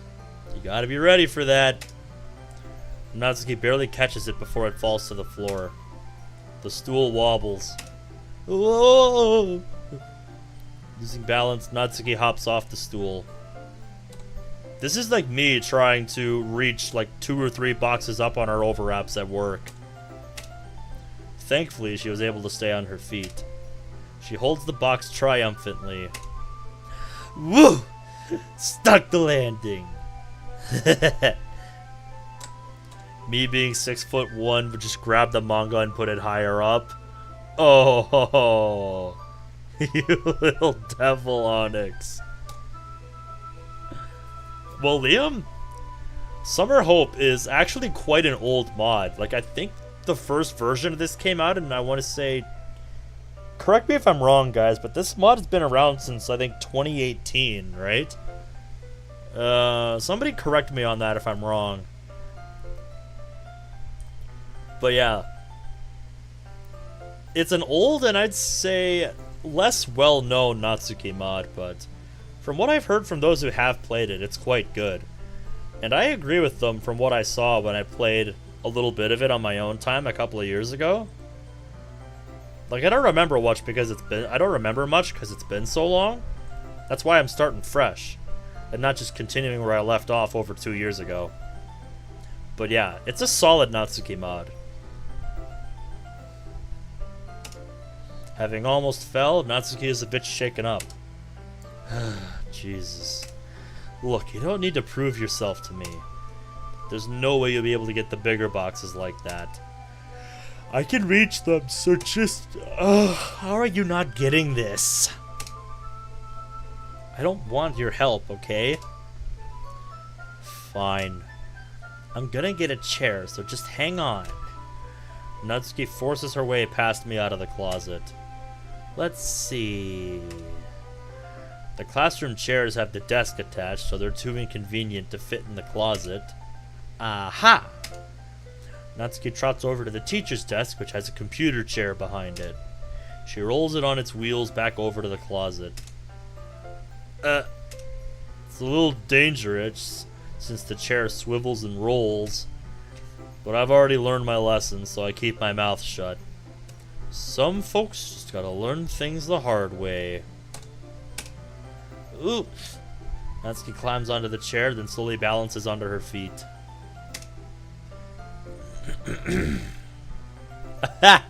I believe it. I believe it, Onyx. Since she refuses my help, I take a seat with my back against the side of the doorway and simply watch. Ah, there we go. See, I can easily do it now. Natsuki grabs a stack of manga and bends down to put it on the shelf below. What? Chair swivels. Natsuki catches herself on the shelf. What are you doing? Can you at least hold the chair steady instead of sitting and doing nothing? I thought you didn't want my help. Wait, what? Who was it that told me not to help? Yeah, I got you. I hold the chair while Natsuki reaches back up. Ugh. I can almost see up her skirt. Shit! Abort, abort, abort! I forced myself to look away. Natsuki seriously didn't think this through. You think? Once she realizes I'm dead. Huh! She wraps her arms around the Parfait Girls box set, easily the largest one on the shelf. Ah, jeez, this is the big one. Hey, Ben? I don't think I can bend down without falling. Hurry and take this one. But then I have to let go of the chair. That's fine. Just for a second. Hurry up. Okay. Let me just stand up. I slowly release my grip from the chair. What do you mean, stand up? Natsuki looks down at me. Why are you all the way back? Oh, hell no! Natsuki looks like she just realized something, but she'll lose her balance if she moves. Natsuki, the What in the hell are you looking at? Natsuki, the box. You're trying to look at my... Her legs shake. Natsuki, the box. You perv! You set me up! You did this to yourself. Go away! Get out! But I'll do it myself! The chair suddenly swivels beneath Natsuki's feet. Natsuki! Yeah! The chair flies from under Natsuki's feet. Frantically, I try to catch her. The box topples out of her hands and the books go flying. I got you! God damn it. Yep. I don't know, Onyx. I don't know. The full force of Natsuki's body against me throws me to the ground. A whole bunch of books pelt me in the face. Natsuki tries to shield herself with her own arms as her face lands straight on my chest. Ugh. My right arm and my back seriously felt the impact. Ugh. Slowly, Natsuki comes to her senses. She presses her arm straight into me to prop herself up. Natsuki seems to realize that it's not the floor that's beneath her. Gross, gross! A hard punch from a powerful tiny fist strikes my chest. Natsuki then hoists herself to her feet.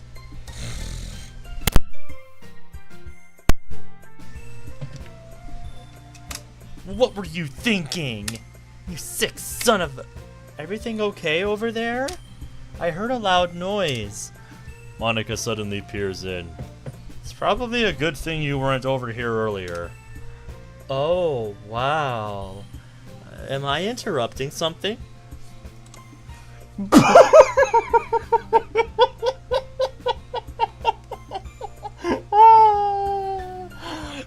Oh my god, that was savage, Monica. That was savage. Monica! Like, seriously. That was so casual. Just, Oh, wow. Am I interrupting something?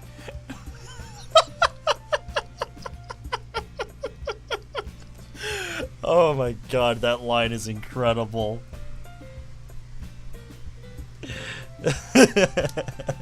Yeah, she is. Well, she picked a good time then.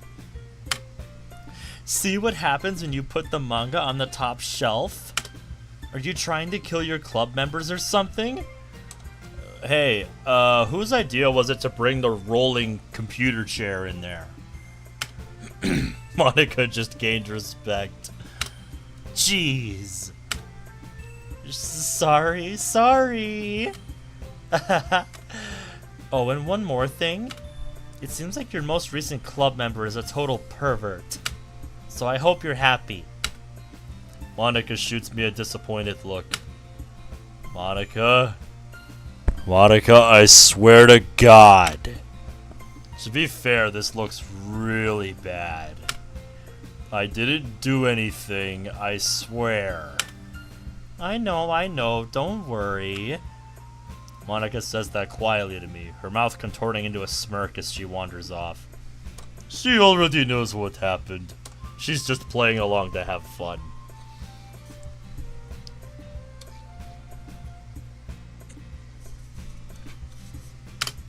Looks like I'm off the hook.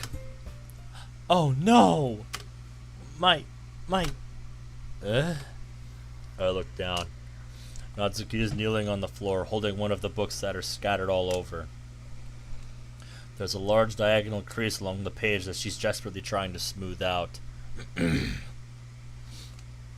Yep, that she is, Liam. It must have landed on the page. Natsuki tries a bit more to fix the crease, but she just can't get it out. Suddenly she gives up and slams the book shut, throwing it to the floor. Instead of continuing to yell, she lowers her head. Natsuki, are you... No! He squeaks. I see tears on her face. I'll help get the crease out, okay? It's partially my fault, so... Natsuki shakes her head, still looking down. No. I don't even care that much. I'm just having a really bad day today. She sobs again. I didn't mean to take it out on you. I really didn't mean to. All you've done all day is be nice to me and try to help me. Once again, I've just been a total bitch. It's all I ever do. Why do you even hang out with me? It's fine, really. Is there anything you want to talk about? She shakes her head. Just every day is so hard. In class, at home. At home? Excuse me? I just want to come to the club and... She falls silent again. I can't press her, so I can only do what I know how to do.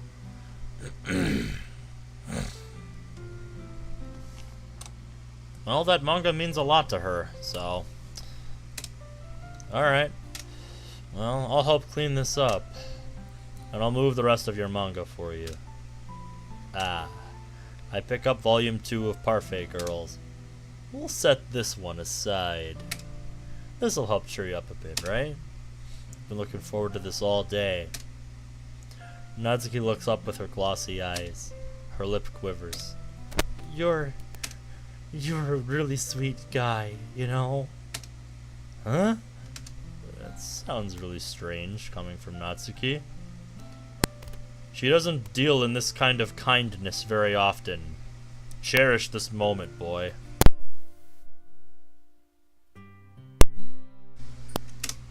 Didn't expect it at all, and I end up blushing to my ears. My chest feels tight. Why am I so nervous all of a sudden? He's not used to being complimented. He's like me, he doesn't handle flattery well.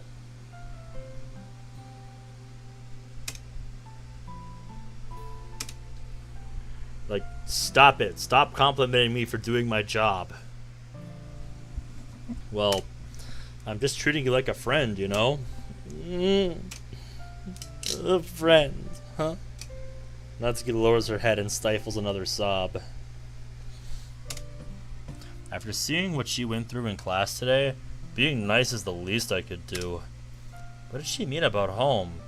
Thinking about it gives me a feeling of dread that I just can't shake. The next couple of minutes are silent between us as I begin gathering the scattered books. I make sure to slip them into the box in their correct order. After a little bit, Natsuki starts helping.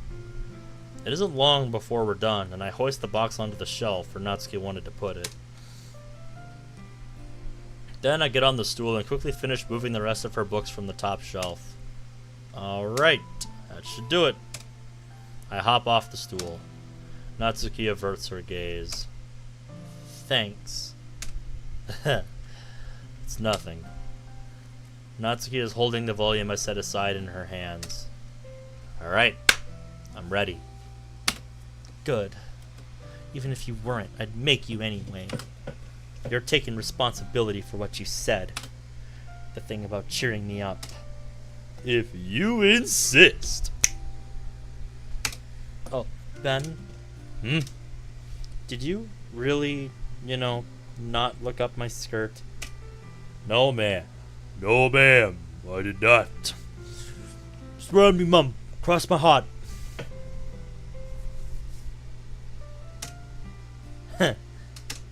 Your loss.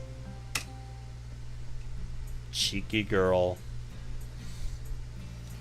We sit in the same spot as last time, and I open the second volume. Here we go. Natsuki's mood quickly improves, laughing and pointing things out to me. She's surprisingly sharp, making note of a lot of subtle repeated jokes and background elements.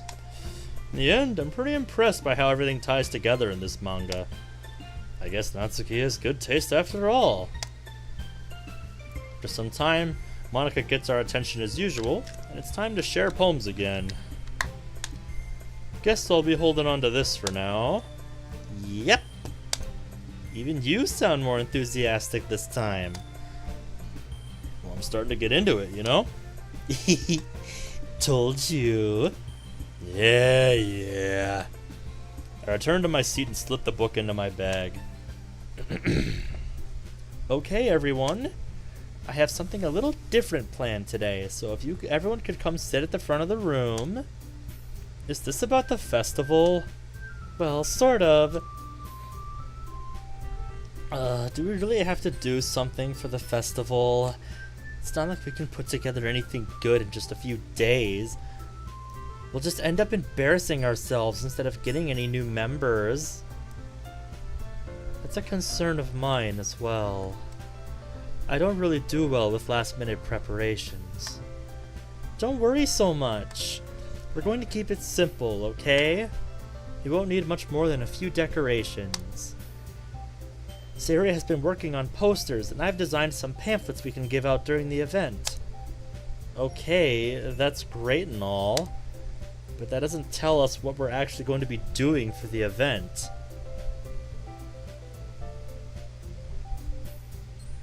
Look.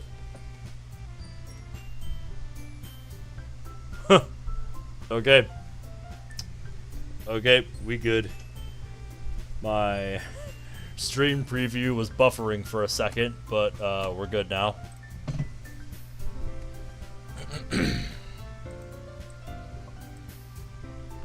Had me worried for a second there, internet.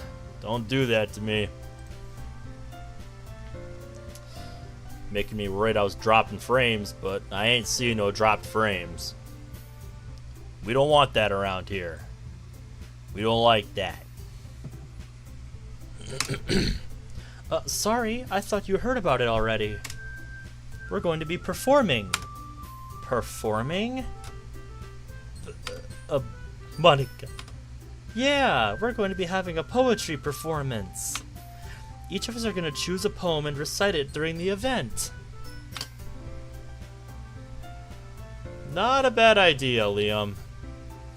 But the cool part is, we're also going to let anyone else come up and recite poems too. Sarah's putting it on all the posters in case anyone wants to prepare ahead of time.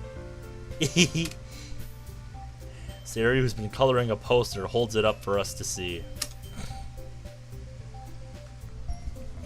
Are you kidding me, Monica? You didn't already start putting those posters up, did you? Well, I did. Do you really think it's that bad of an idea? Well, no. It's not a bad idea. But I didn't sign up for this, you know. There is no way I'm gonna be performing in front of a group of people like that. I agree with Natsuki. I could never, in my life, do something like that. Imagining it, Yuri shakes her head in fear. Oh, yep, sounds about right for that scene. I always imagine Yuri is just like, no.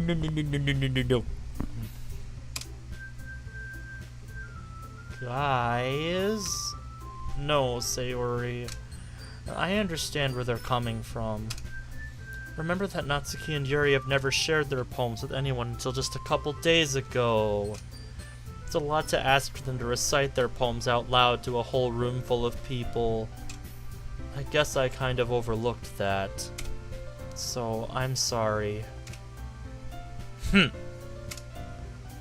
But I still think we should give it our best. We're the only ones responsible for the fate of this club. If we start the event and each put on a good performance, then it will inspire others to do the same. And the more people who perform, the better we'll be able to show everyone what literature is all about. Yeah! It's about expressing your feelings, being intimate with yourself, finding new horizons, and having fun. Aww. Mani seems to agree. She was all smiling. She was all smiling earlier.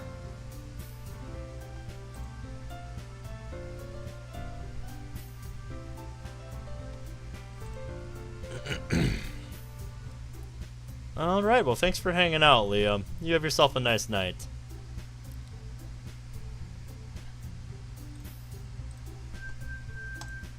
And it's those reasons that we're all in this club today. Don't you want to share that with others? To inspire them to find the same feelings that brought you here in the first place?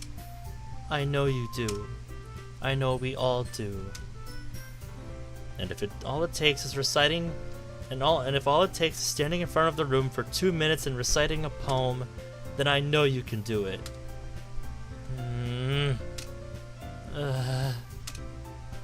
Natsuki and Yuri remain silent. Sayori looks worried. Alright, you have yourself a nice night, Onyx. Have a good one, man. I agree. I don't think it's too much to ask.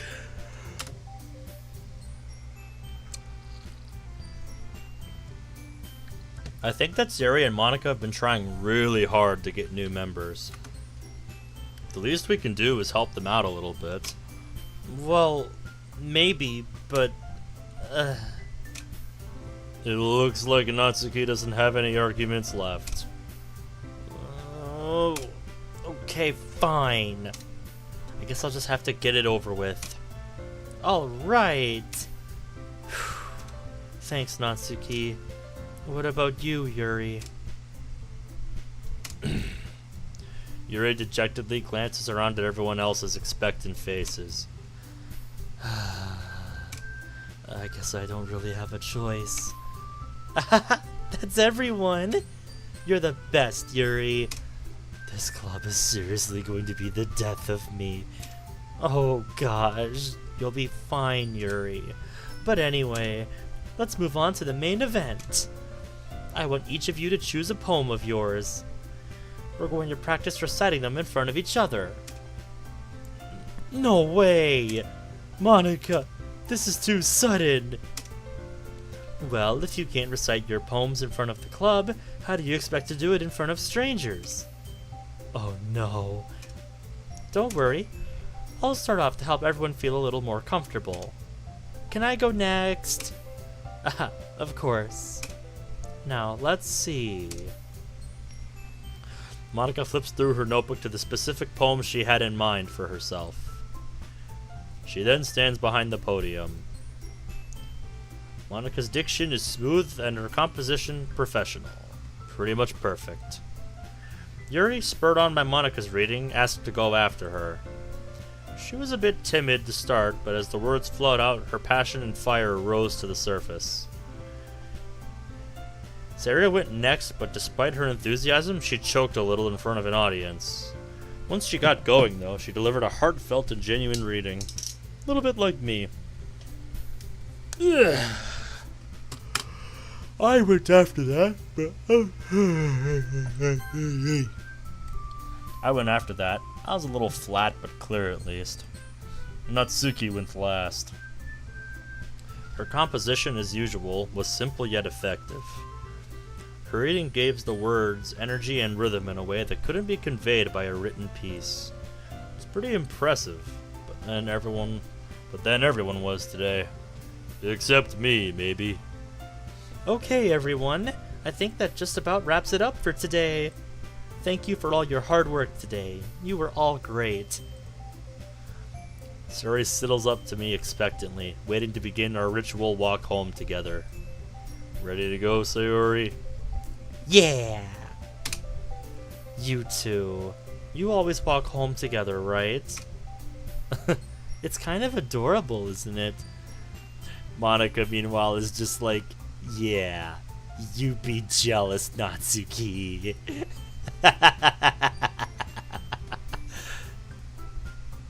Yep, keep staring. Jeez, guys, don't make such a big deal out of it. It must be a little nice, though. Well, how am I supposed to respond to that? It's okay, Ben. You don't have to say it. Whatever. Let's go already. I walk home with Sayori once more. Even though it's only been a few days, a lot of things have already changed. But today, Sayori is being a little more quiet than usual on the way home. Hey, Sayori?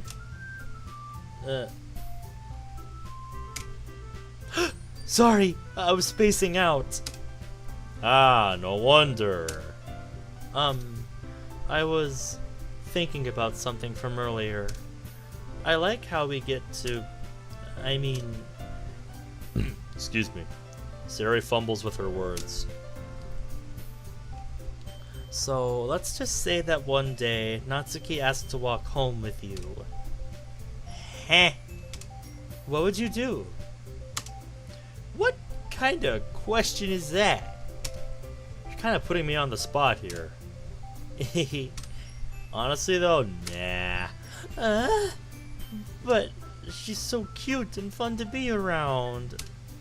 Yeah, she is. I like her a lot. And I really like seeing her in the club every day. But this, I spread my arms for emphasis. This is our thing, and I wouldn't just ruin that for you. You're so silly, Ben. You think about me too much sometimes. Shush you. I think about you just enough. Natsuki would deserve it if she wanted it, so... Siri, I've already made up my mind. So chill out a little, okay? Sorry. Besides, what's the point in speculating something that's never going to happen? Huh. Conversation trails off. It's kind of a weird thing for Sarah to care so much about. But I want to respect her and keep her happy too. Alright. Sounds good, Dibombre. As I return home after seeing Sarah to her door, I notice that I've already received another message from Natsuki. Even though it's innocuous chatter about parfait girls, I already know it'll be a long night. We end up texting into the night again. She tells me all about the girls who have been bullying her. Her and Yuri, as it turns out. When they had found out that Natsuki liked manga, they had spread a whole load of rumors about her. Yeah, sounds like typical high school stuff. The girls were pretty popular, so people were just happy to take what they'd heard at face value and believe them. When Yuri stepped in to defend Natsuki, they did the same thing to her, too. Brutal. Yep.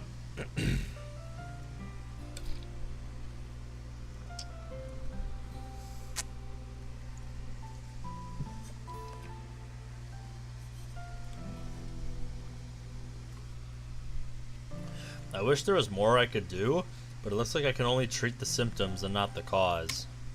If it helps though, then that's what I'll do. I tried to talk about what was so bad at home, but she stonewalled me, so I rapidly changed the subject.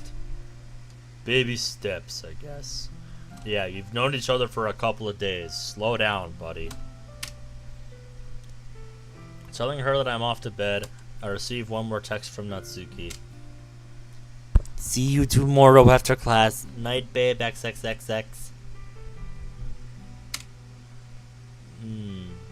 A silly grin creeps along my face. I'm not sure whether it's because she said something so un-Natsuki, whether it's because of the kisses at the end of the message and the connotations they bring with them. Getting a little ahead of yourself, buddy. Last night I planned to join Natsuki and Yuri for lunch. Apparently they found a nice quiet eating spot in an empty classroom on the top floor. I arrive at the designated room and peek my head through the door. Aw, you got this right earlier. Wrong peek. Oh, Ben, you're here. Yuri sits at a desk in the classroom unpacking her lunch. A beautifully prepared bento. Another box sits next to it. There's no sign of Natsuki yet. So I think this is the last in-game day that I'm going to do, and then I'm going to go to bed. Because I still have to maintain my sleep schedule for work. It's already after 3 in the morning, which is normally when I'd stop. But I want to go a little bit more because tonight was such a late start. I feel really bad about that. But work is work, so what are you going to do? Come and take a seat. I parked myself next to the beaming Yuri and unpacked my much less impressive sandwich. She looks me over, smiling the whole time. You seem to have settled into the literature club rather well, I must say. It's been less than a week, but it already feels like you're part of the furniture. You think? I guess I have you guys to thank. You all gave me such a warm welcome. I'm glad you think so. Having you here has been wonderful. Seeing Yuri look at me like that causes my blood to rush to my cheeks. The room temperature also appears to have risen significantly. Settle down, boy. Good, I guess. Grinning to myself, I turn my attention to my lunch. I struggle with a sealed pack of rice crackers. Isn't there usually a little bit you can tear? Yuri notices the issue I'm having. Need a hand? There's no little tab thing on this to get it open. Wish I had something sharp. I bring the package to my mouth to bite into the corner. Hey, stop. Stop. Bad.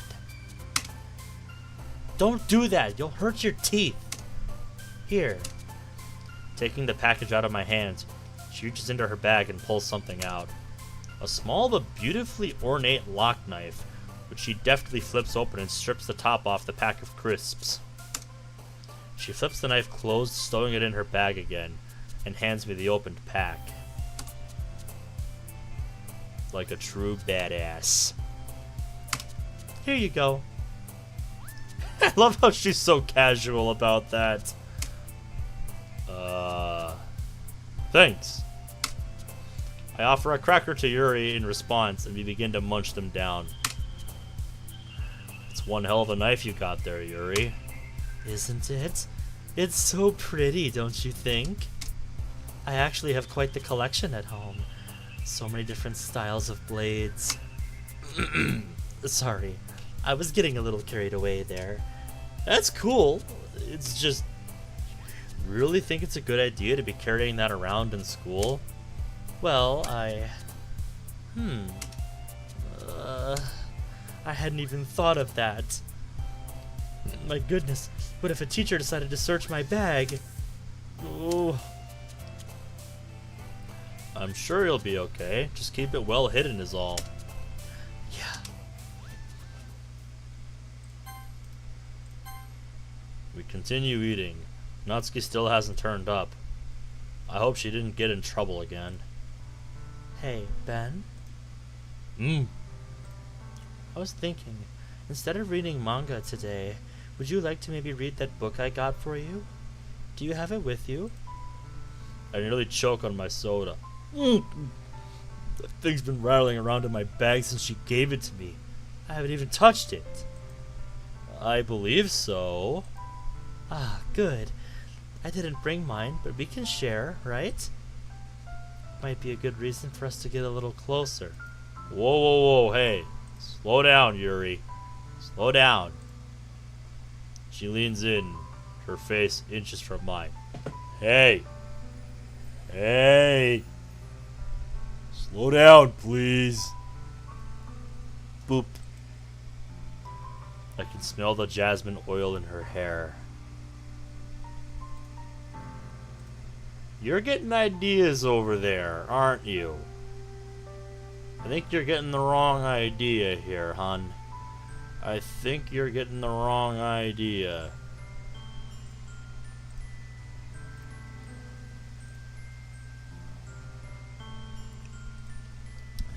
We could spend the afternoon reading together. All I would have to do is put Natsuki off for a day. She wouldn't mind, right? What would I miss, really?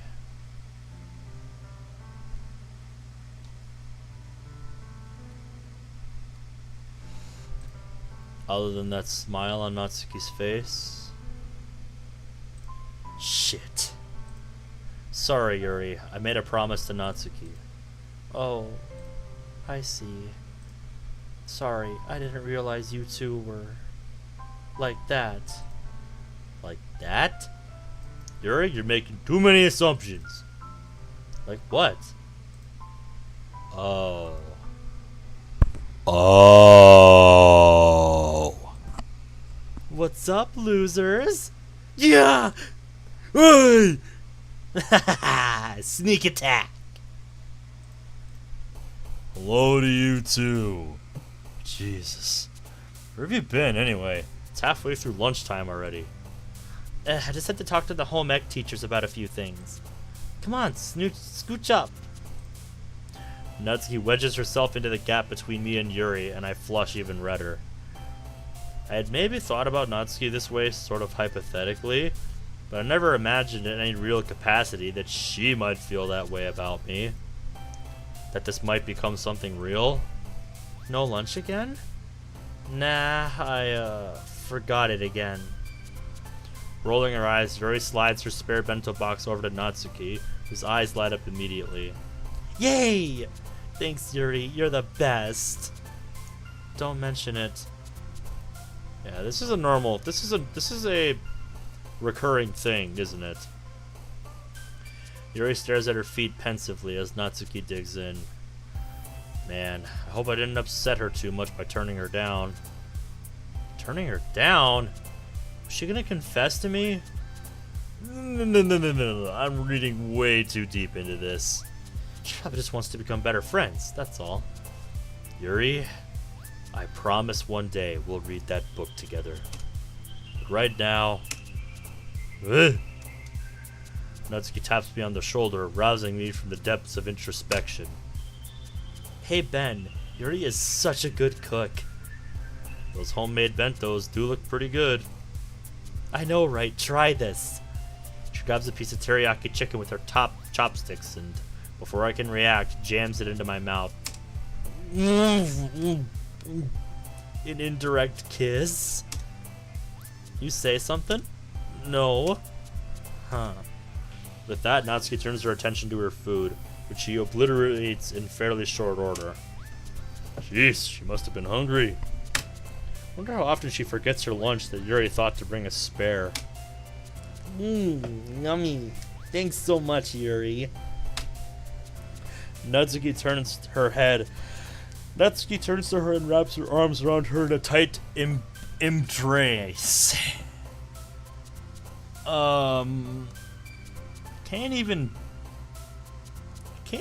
blame Fat Finger on that one.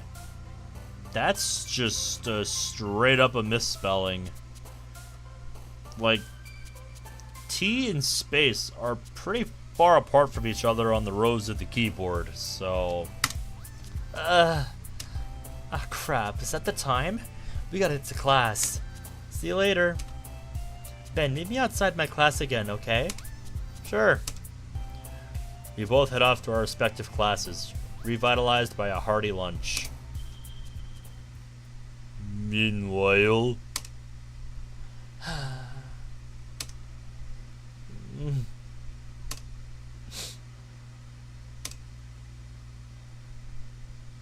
Poor Yuri. Classes drone on as usual. I don't care. All I can think about is what Yuri said. Me and Natsuki? The more I think about it, the more I like the sound of it. Classes are over before I even know it. Time to head to my home away from home. His HAOH. Natsuki and I arrive at the literature club after meeting up after class. When we reach the club room, we see that Monika is late again. It's not too long before she graces us with her presence, however. Aw, man. I'm the last one here again.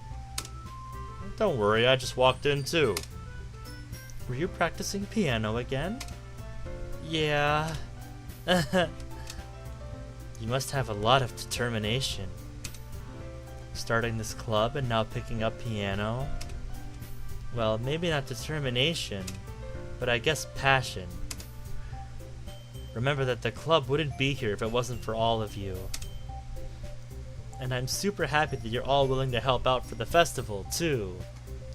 Welcome back, Dibambre. Nice. That's where I'm going to be heading after we finish this day in-game. We're on the third day.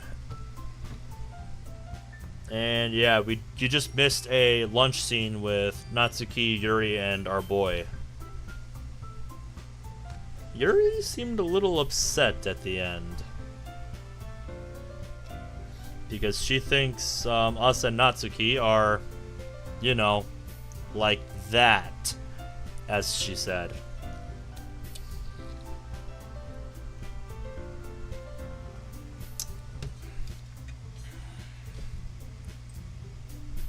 I can't wait for the festival. It's gonna be great. Weren't you complaining about it just yesterday, Natsuki? Well, yeah. I'm not talking about our part of the festival. But it's a whole day of school where we get to play and eat all kinds of delicious food. You sound a bit like Sayori all of a sudden. Monika, do they usually have fried squid? Squid? That's a pretty specific thing to look forward to. Oh, come on. Are you saying you don't like squid? You of all people? I didn't say I don't like it. Besides, what do you mean by you of all people? Because it's right in your name, Monica. But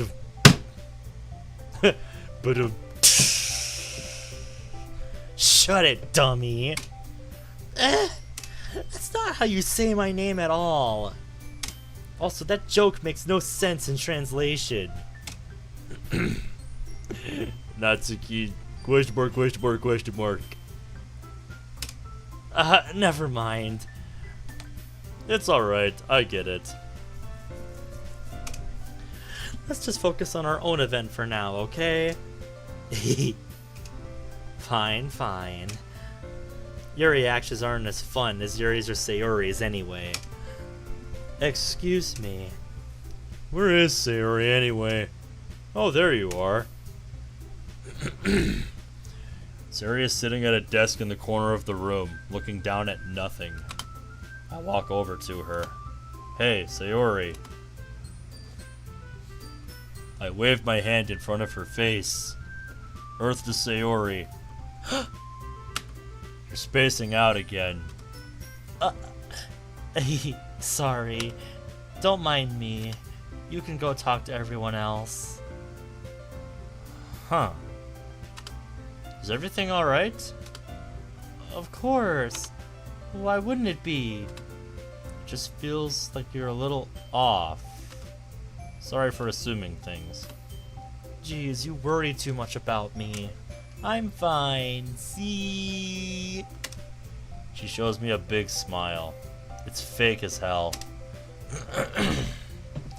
Don't let me distract you from having fun with everyone. Sayori. If you say so.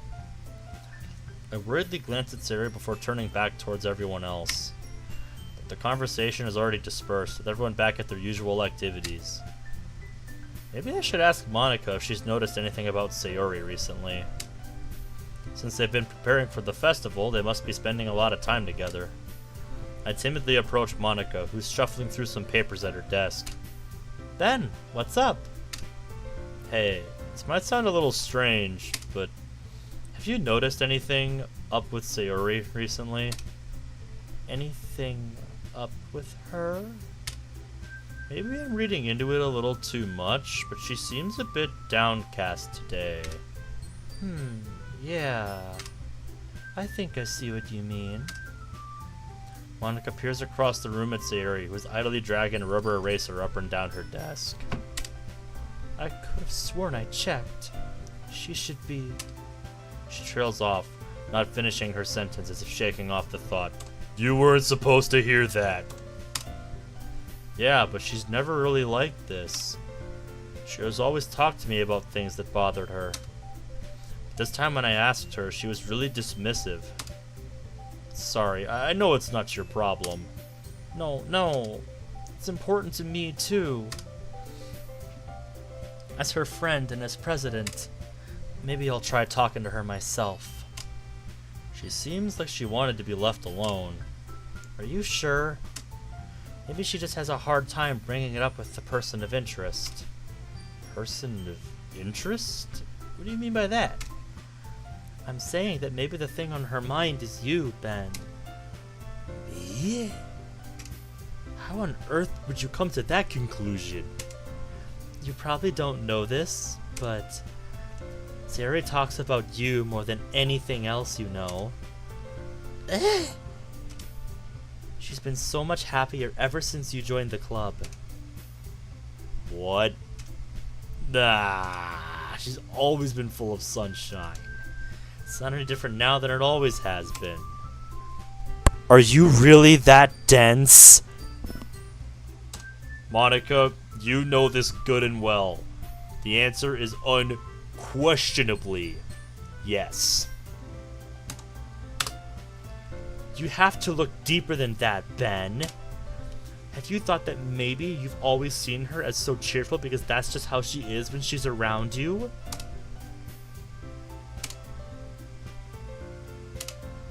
I'm sorry. What do I know anyway? It's not like I've ever succeeded in bringing her any happiness. I'll try to talk to her, so try not to think about it for now. Damn, that line hits different in a mod like this. Damn. Monica, take it easy on yourself. Jesus. Calm down, okay? I have faith in you. You go do what you gotta do. Alright. Monica smiles meaningfully. I know she said to forget about it, but I already know that I won't be able to get her words out of my head. Monica stands up from her desk and walks across the room where Sayori is sitting. I watch her kneel down next to Sayori and gently talk to her, resting a hand on her shoulder. She keeps her voice so quiet that I can't hear her from here. I sigh and sit myself down. I know Sayori told me not to worry about her and to have fun with everyone else, but that's impossible to do when she's behaving like this. Ugh, excuse me. Exactly how much do I care about her that I'm letting this weigh me down so much? Now it feels like I'm the one behaving out of the ordinary.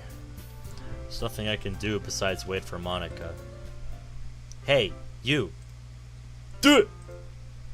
I look up to see Natsuki next to me. Are you just gonna sit there and keep staring at nothing? There isn't much time, so... Sorry, I didn't mean to make you worry or anything. It's not like I'm worried. I was just... She glances down at her side. She's holding a volume of manga in her hand. Damn it. Sorry, I had to speak to Monica about something. Sorry for wasting your time. Jeez, now you're making me feel like a jerk.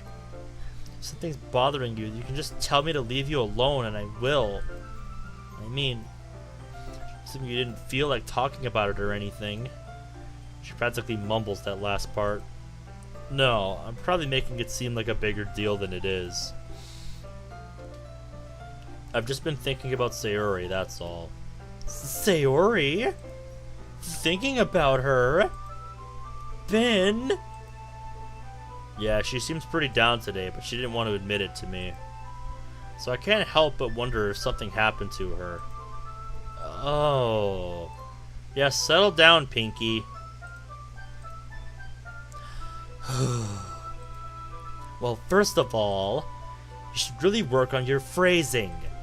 But anyway, you're her best friend, right? Yeah, I guess so. Yeah, then in that case, I think you should trust her a little more. If she needed you, then you'd be the first person she would go to, right? Well, I guess that's true. That's what the conventional logic would tell you. I mean, some people just have those days. You can't always avoid it. If anything, she probably doesn't want you to worry about her because it's not important. That's kind of what she said to me. Maybe she just needs some space.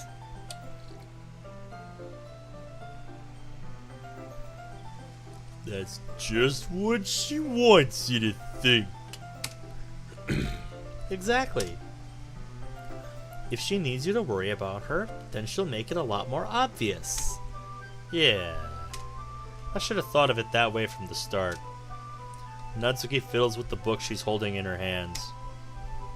She really means a lot to you, doesn't she? Yeah, she really does. Don't get the wrong idea or anything. She's like family to me. We've been friends for a very long time. It's normal to be worried about people you care about. I mean, you were worried about me, so I was not. Jeez, if you're fine, then let's hurry and get started already. Yeah. We continue to read Parfait Girls, but don't really get much further. Excuse me. I guess I'm a little distracted. Okay, everyone. After some time passes, Monica calls out to the club room. Why don't we share our poems now? Before I know it, everything is back to normal. Everyone goes to retrieve their poems and I do the same. I make eye contact with Monica and she shoots me a worried glance. Something tells me things did not go as planned. I wonder how things went with Sayori. Home sharing goes pretty much as normal. The girls seem to be improving. As am I hope. Afterwards, Natsuki approaches me. Good job today. Maybe you're not a complete amateur. You're certainly enthusiastic today. Of course. You know I like your writing. I'm just surprised. It seemed like you had a lot of trouble admitting that before. Really? You think? I just had to put you in your place a little bit. It's not like... Sure, Jan. I mean, it's not like I was shy or anything stupid like that. Or jealous.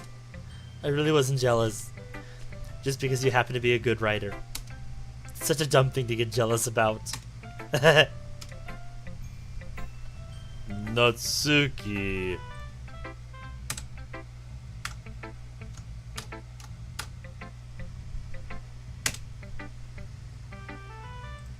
Beat me to the punch. I see you've picked up on my little moment. Wait, dear, can you open your cloth? I don't know if I can do that for you, mate. What's up, my Oreo King? How are you, man? Good to see ya. What? You're not very confident about your writing, are you? Dude, what? My writing is obviously the best, right? Right? It took me a while to figure it out, but I think I finally got it. Maybe Natsuki acts so arrogant because she's trying to make up for her own insecurities. If she acts like she's the best, then other people might think that way too. Right? Ben, please just tell me you like my poems. I don't care if you hate them. Just please tell me I'm the best. I just really need to hear that from you. I know I sound stupid. There's a reason I've never shared my poems before this. Natsuki. Because nobody ever takes me seriously. What's the point in sharing my poems if you people just laugh and say, "That's so cute, just like you, Natsuki"? Sometimes I don't want to be cute, but nobody understands that. I try really hard when I write. The style doesn't matter. The emotions are there. Why can't anyone see that? Except you. Natsuki trails off. Maybe it's because her lips started to quiver.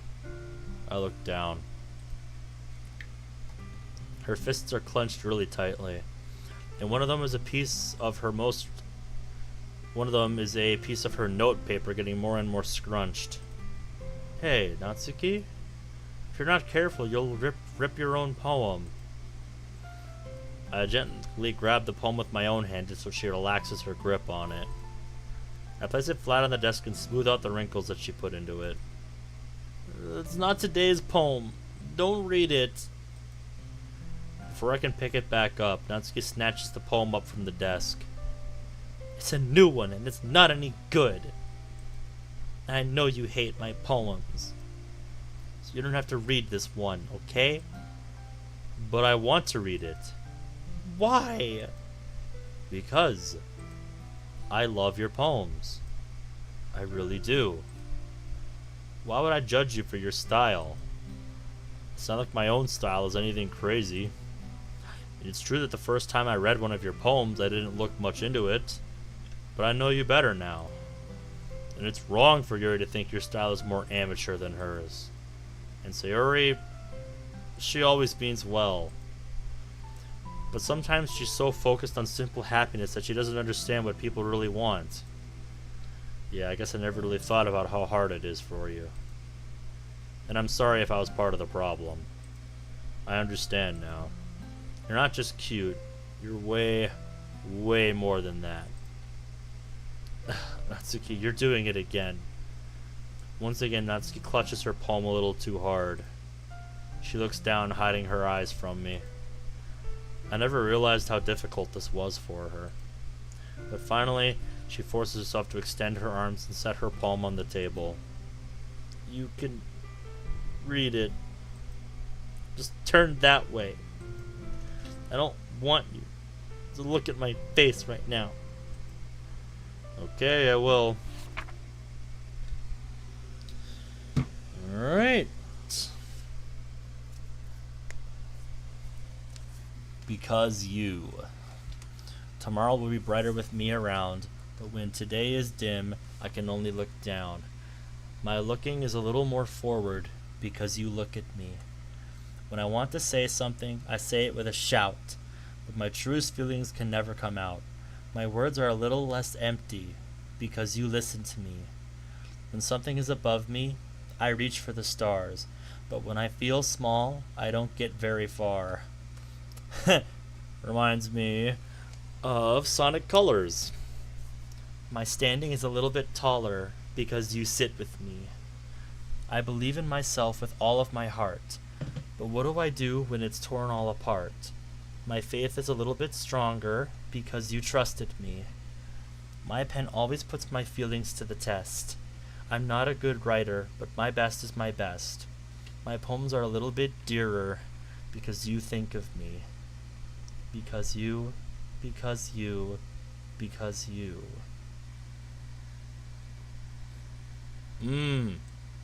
Yeah, my brother had a copy of that. I've never played that one.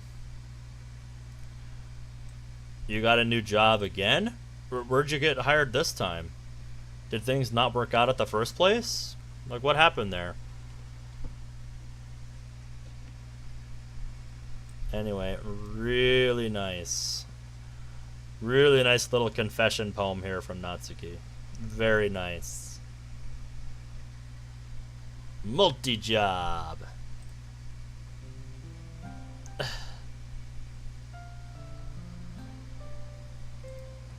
Why are you looking at me like that? If you don't like it, then just say it. I won't get mad. No, it's not that I don't like it. It was just a little surprising to read. I guess I'm not used to hearing such nice things coming from you. Don't just say that, dummy. What do you think the point of writing is? Expressing things that you just can't say. Yeah, sorry for missing the point sometimes. I always mean well, and I'm happy that you showed this to me. I liked it. A lot. Well, yeah. I'm a pro, so... Natsuki mumbles, completely failing to sound confident like she usually does. Just remember that I can think these things sometimes too. You know, when you're nice to me, it's meaningful. Ah, I'm glad. Sensing Natsuki is satisfied, I start to hand the poem back to her. But as I do so, Natsuki takes my hands and pushes them back away. Her small, soft hands surprise me with their assertion. I don't want it. Eh? Why not? I just don't. Take the hint. It's for you, dummy. Jeez. I realize what Natsuki is doing. Unable to be honest, she's trying to give me the poem in a roundabout way. Well, in that case, I'm gonna keep it. Instead of teasing her, I'd choose to go along with it. Good. If you didn't, I would... never mind. Just, I'm glad that you want it. Natsuki backpedals on her words and leaves it at that.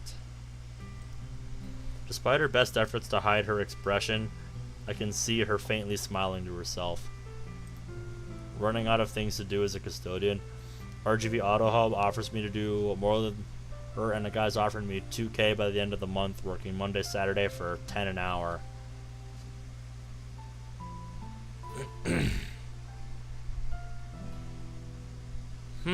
I see.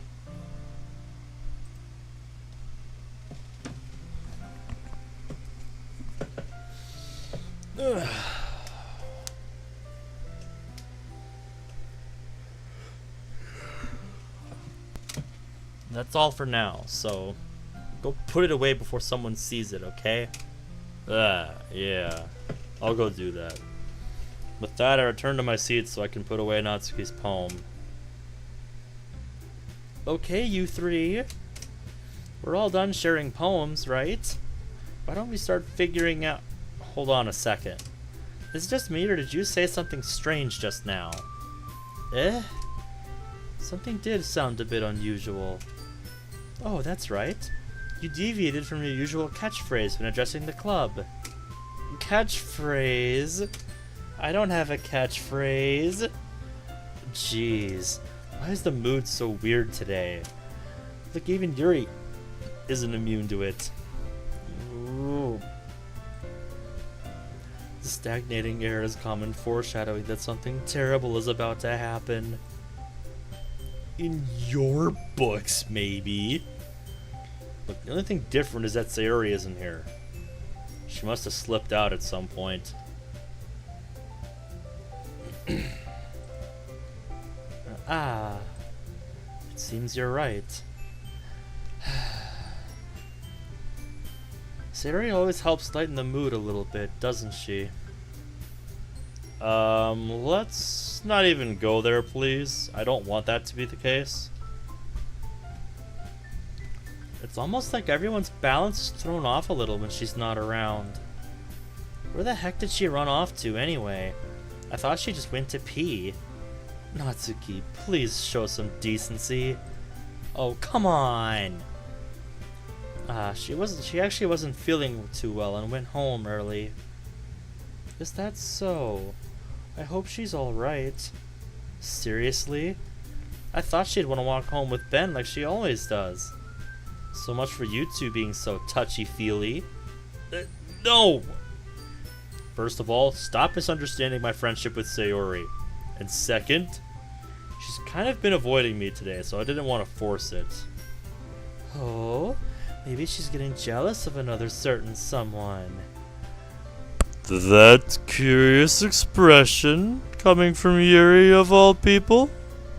Calm down, guys. I talked to her earlier. She's just a little nauseous. Anyway, we need to figure out the rest of the festival preparations, so let's decide what everyone will be doing this weekend. I already know what I'm doing. That's right. Natsuki will be making cupcakes. But we might need a lot of them, and different flavors. Can you handle that all by yourself, Natsuki? Challenge accepted. You go, girl. As for myself, I'm going to be printing and assembling all the poetry pamphlets. Sayori will be helping me design them. And as for Yuri... Yuri... You can...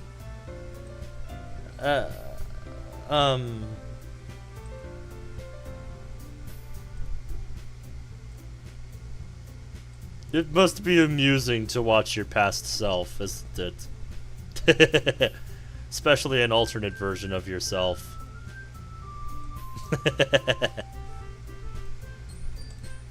Guys, can you help me come up with something for Yuri? I'm useless.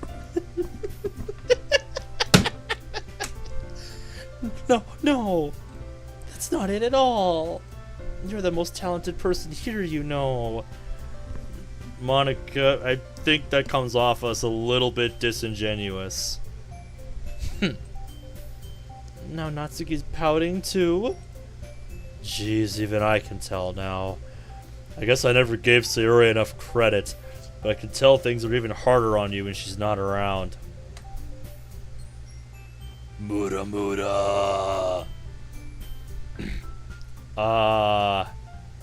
You're getting a little ahead of yourself, mate. That may be the case. In response to my boy, you know what they say. You don't really appreciate what you have until it's gone. But if I can't also be a leader on my own, then I won't grow as a person. So Yuri, you have beautiful handwriting, you know? So you should make some banners and decorations to help set the atmosphere. Atmosphere? About that, I love atmosphere! Her expression suddenly changes as she stares at her desk in focus and starts nodding to herself.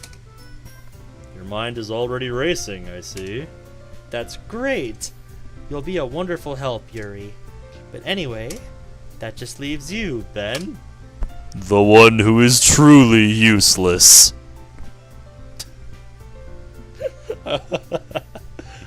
The self-depreciating humor is real. Don't say that. In fact, both Natsuki and Yuri have some pretty heavy tasks to handle. It would probably go a long way to give one of them a hand. You could always help me out as well. I would be really appreciative of that. That's... Is Monica suggesting I spend the weekend with one of my club members? How on earth are they going to respond to a suggestion like that? I suppose I wouldn't mind a bit of help. Well, even if you don't know how to bake, there's always some dirty work I could give you. It's not like Monica's gonna give me a choice, and you shouldn't be sitting on your butt anyway. Natsuki tries to mumble a bunch of excuses like that. Everyone looks straight at me. Well, baking sounds like it could be fun. You guys made it sound like a lot of work, so it could probably use 2 people. Don't worry, baking is a ton of fun. You'll definitely agree. Eh? I thought he was getting the dirty work. That's because... Never mind, okay? Then we'll arrange stuff by text. You've already got my number anyway. You already have his number? And I thought you were the one that wanted to keep that a secret. No way. It doesn't mean anything. It was just for emergencies. Yeah. Smooth, Natsuki. Real fucking smooth. Yuri was gobsmacked. Just in case. Nobody's buying it. Well, anyway, you'll be fine by yourself, right, Yuri? Of course. I'm used to it after all. Damn, that is different in this mod. Ouch. I feel kind of bad for Yuri.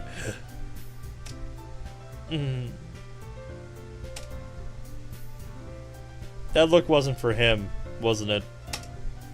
That's... good. Even though Yuri's being melodramatic, it's a little hard not to feel bad. So that's everything, right? Anything else we need to talk about? No, I think that's it. Are you guys excited? Yeah! Everything except the performance is gonna be awesome! I don't think that really counts. What about you, Ben? Me? I guess I could say I'm interested to see how it'll turn out. That's good enough for me. What about you, Yuri? Yuri? She's still sulking.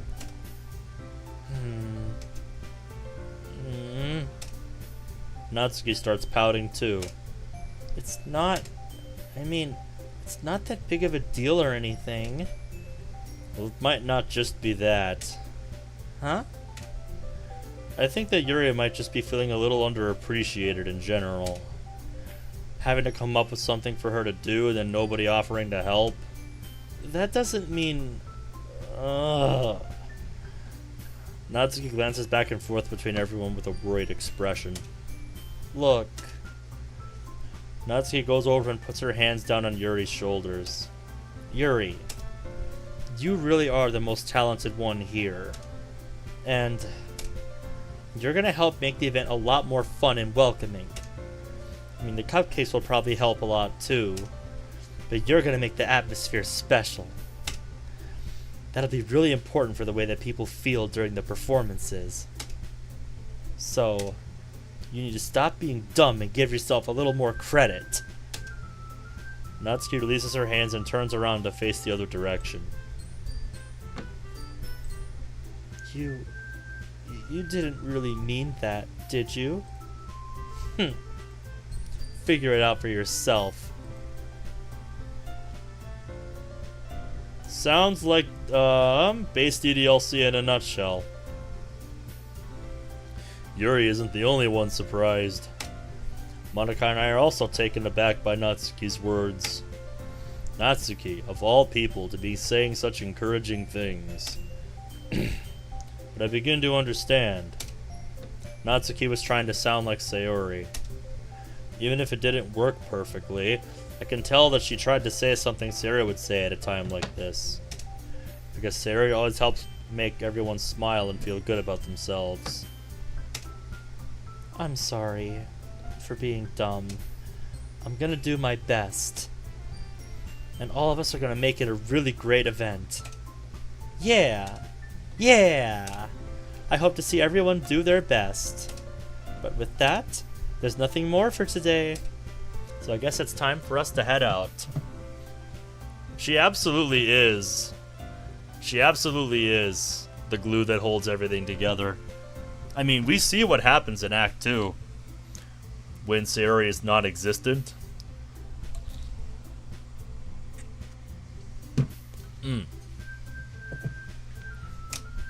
Okay, but I'm staying here a bit longer.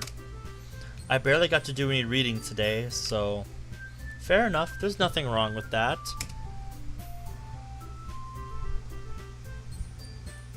I really hope that's not the case, Oreo. Everyone packs up their things. I start to follow Monica and Yuri out the door as they chat between each other. Where are you going? Huh? We still need to figure out our plans for this weekend.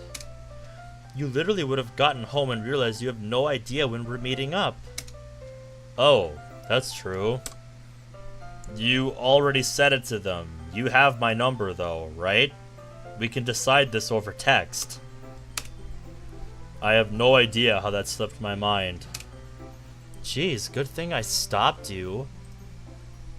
There is something of a pregnant pregnant pause.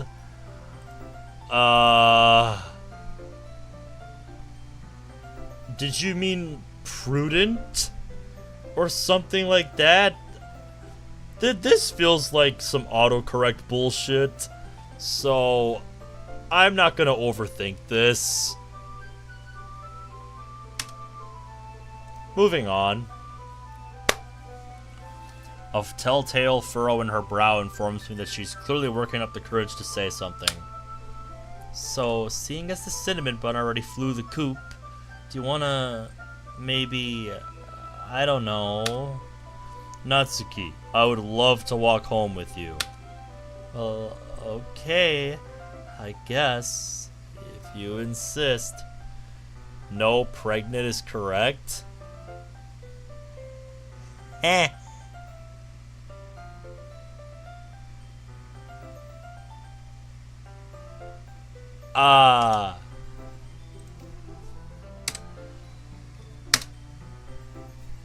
I beg to differ.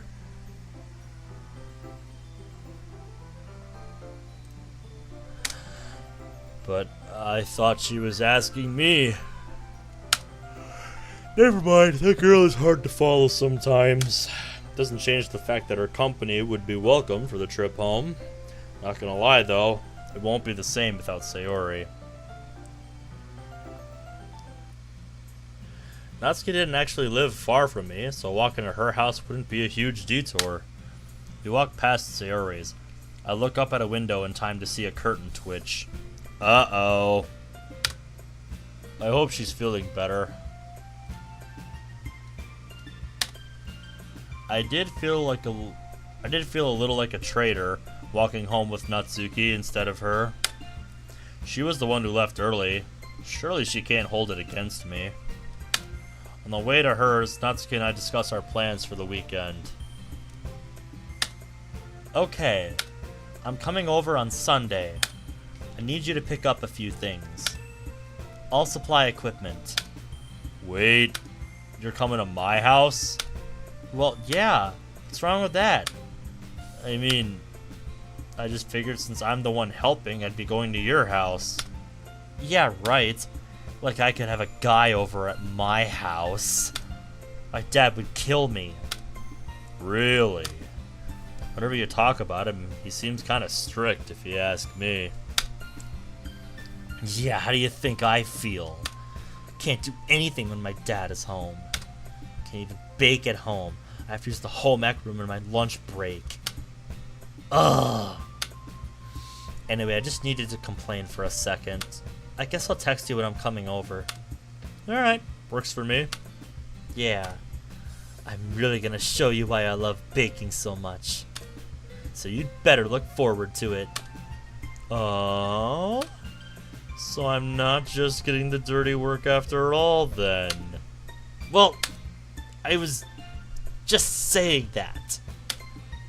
It's not like I could act like in front of everyone. I was really, really looking forward to this. Wait, for real? Well, kind of. Just because I never got to bake with someone else before. That's all it is, so... Alright, I get it. Sorry for overreacting. Anyway, this is your place, isn't it? See you on Sunday. Ah! Never mind. See you then. She pauses and takes a deep breath before stepping through her front door.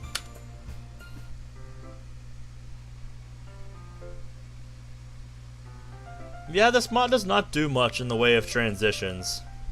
Like I said it earlier, this mod's kind of old school, so I expect a little bit of jank like this. Ugh. That being said, though, I think that's where we're going to call tonight's episode. Because I need to maintain somewhat of a sleep schedule for work. It's already almost an hour later than I normally go. Just wanted to try to make up a little bit for how late I started tonight. So that's where we'll pick things up next week with this mod. And I'd say it's a pretty slow start, since, you know, there's a lot of Act 1 stuff going on, but it's kind of delving into, you know, Natsuki's side of things a little more. Next episode, once we get past the rest of the Act 1 stuff, I think is where this mod is really going to hit its stride. Because I've played plenty of mods like this before, where there's a lot of Act 1 stuff that you have to get through. It's just about how much they mix it up and include their own stuff, you know, into the typical, you know, Act 1 structure. You know, it's not an impossible problem to overcome.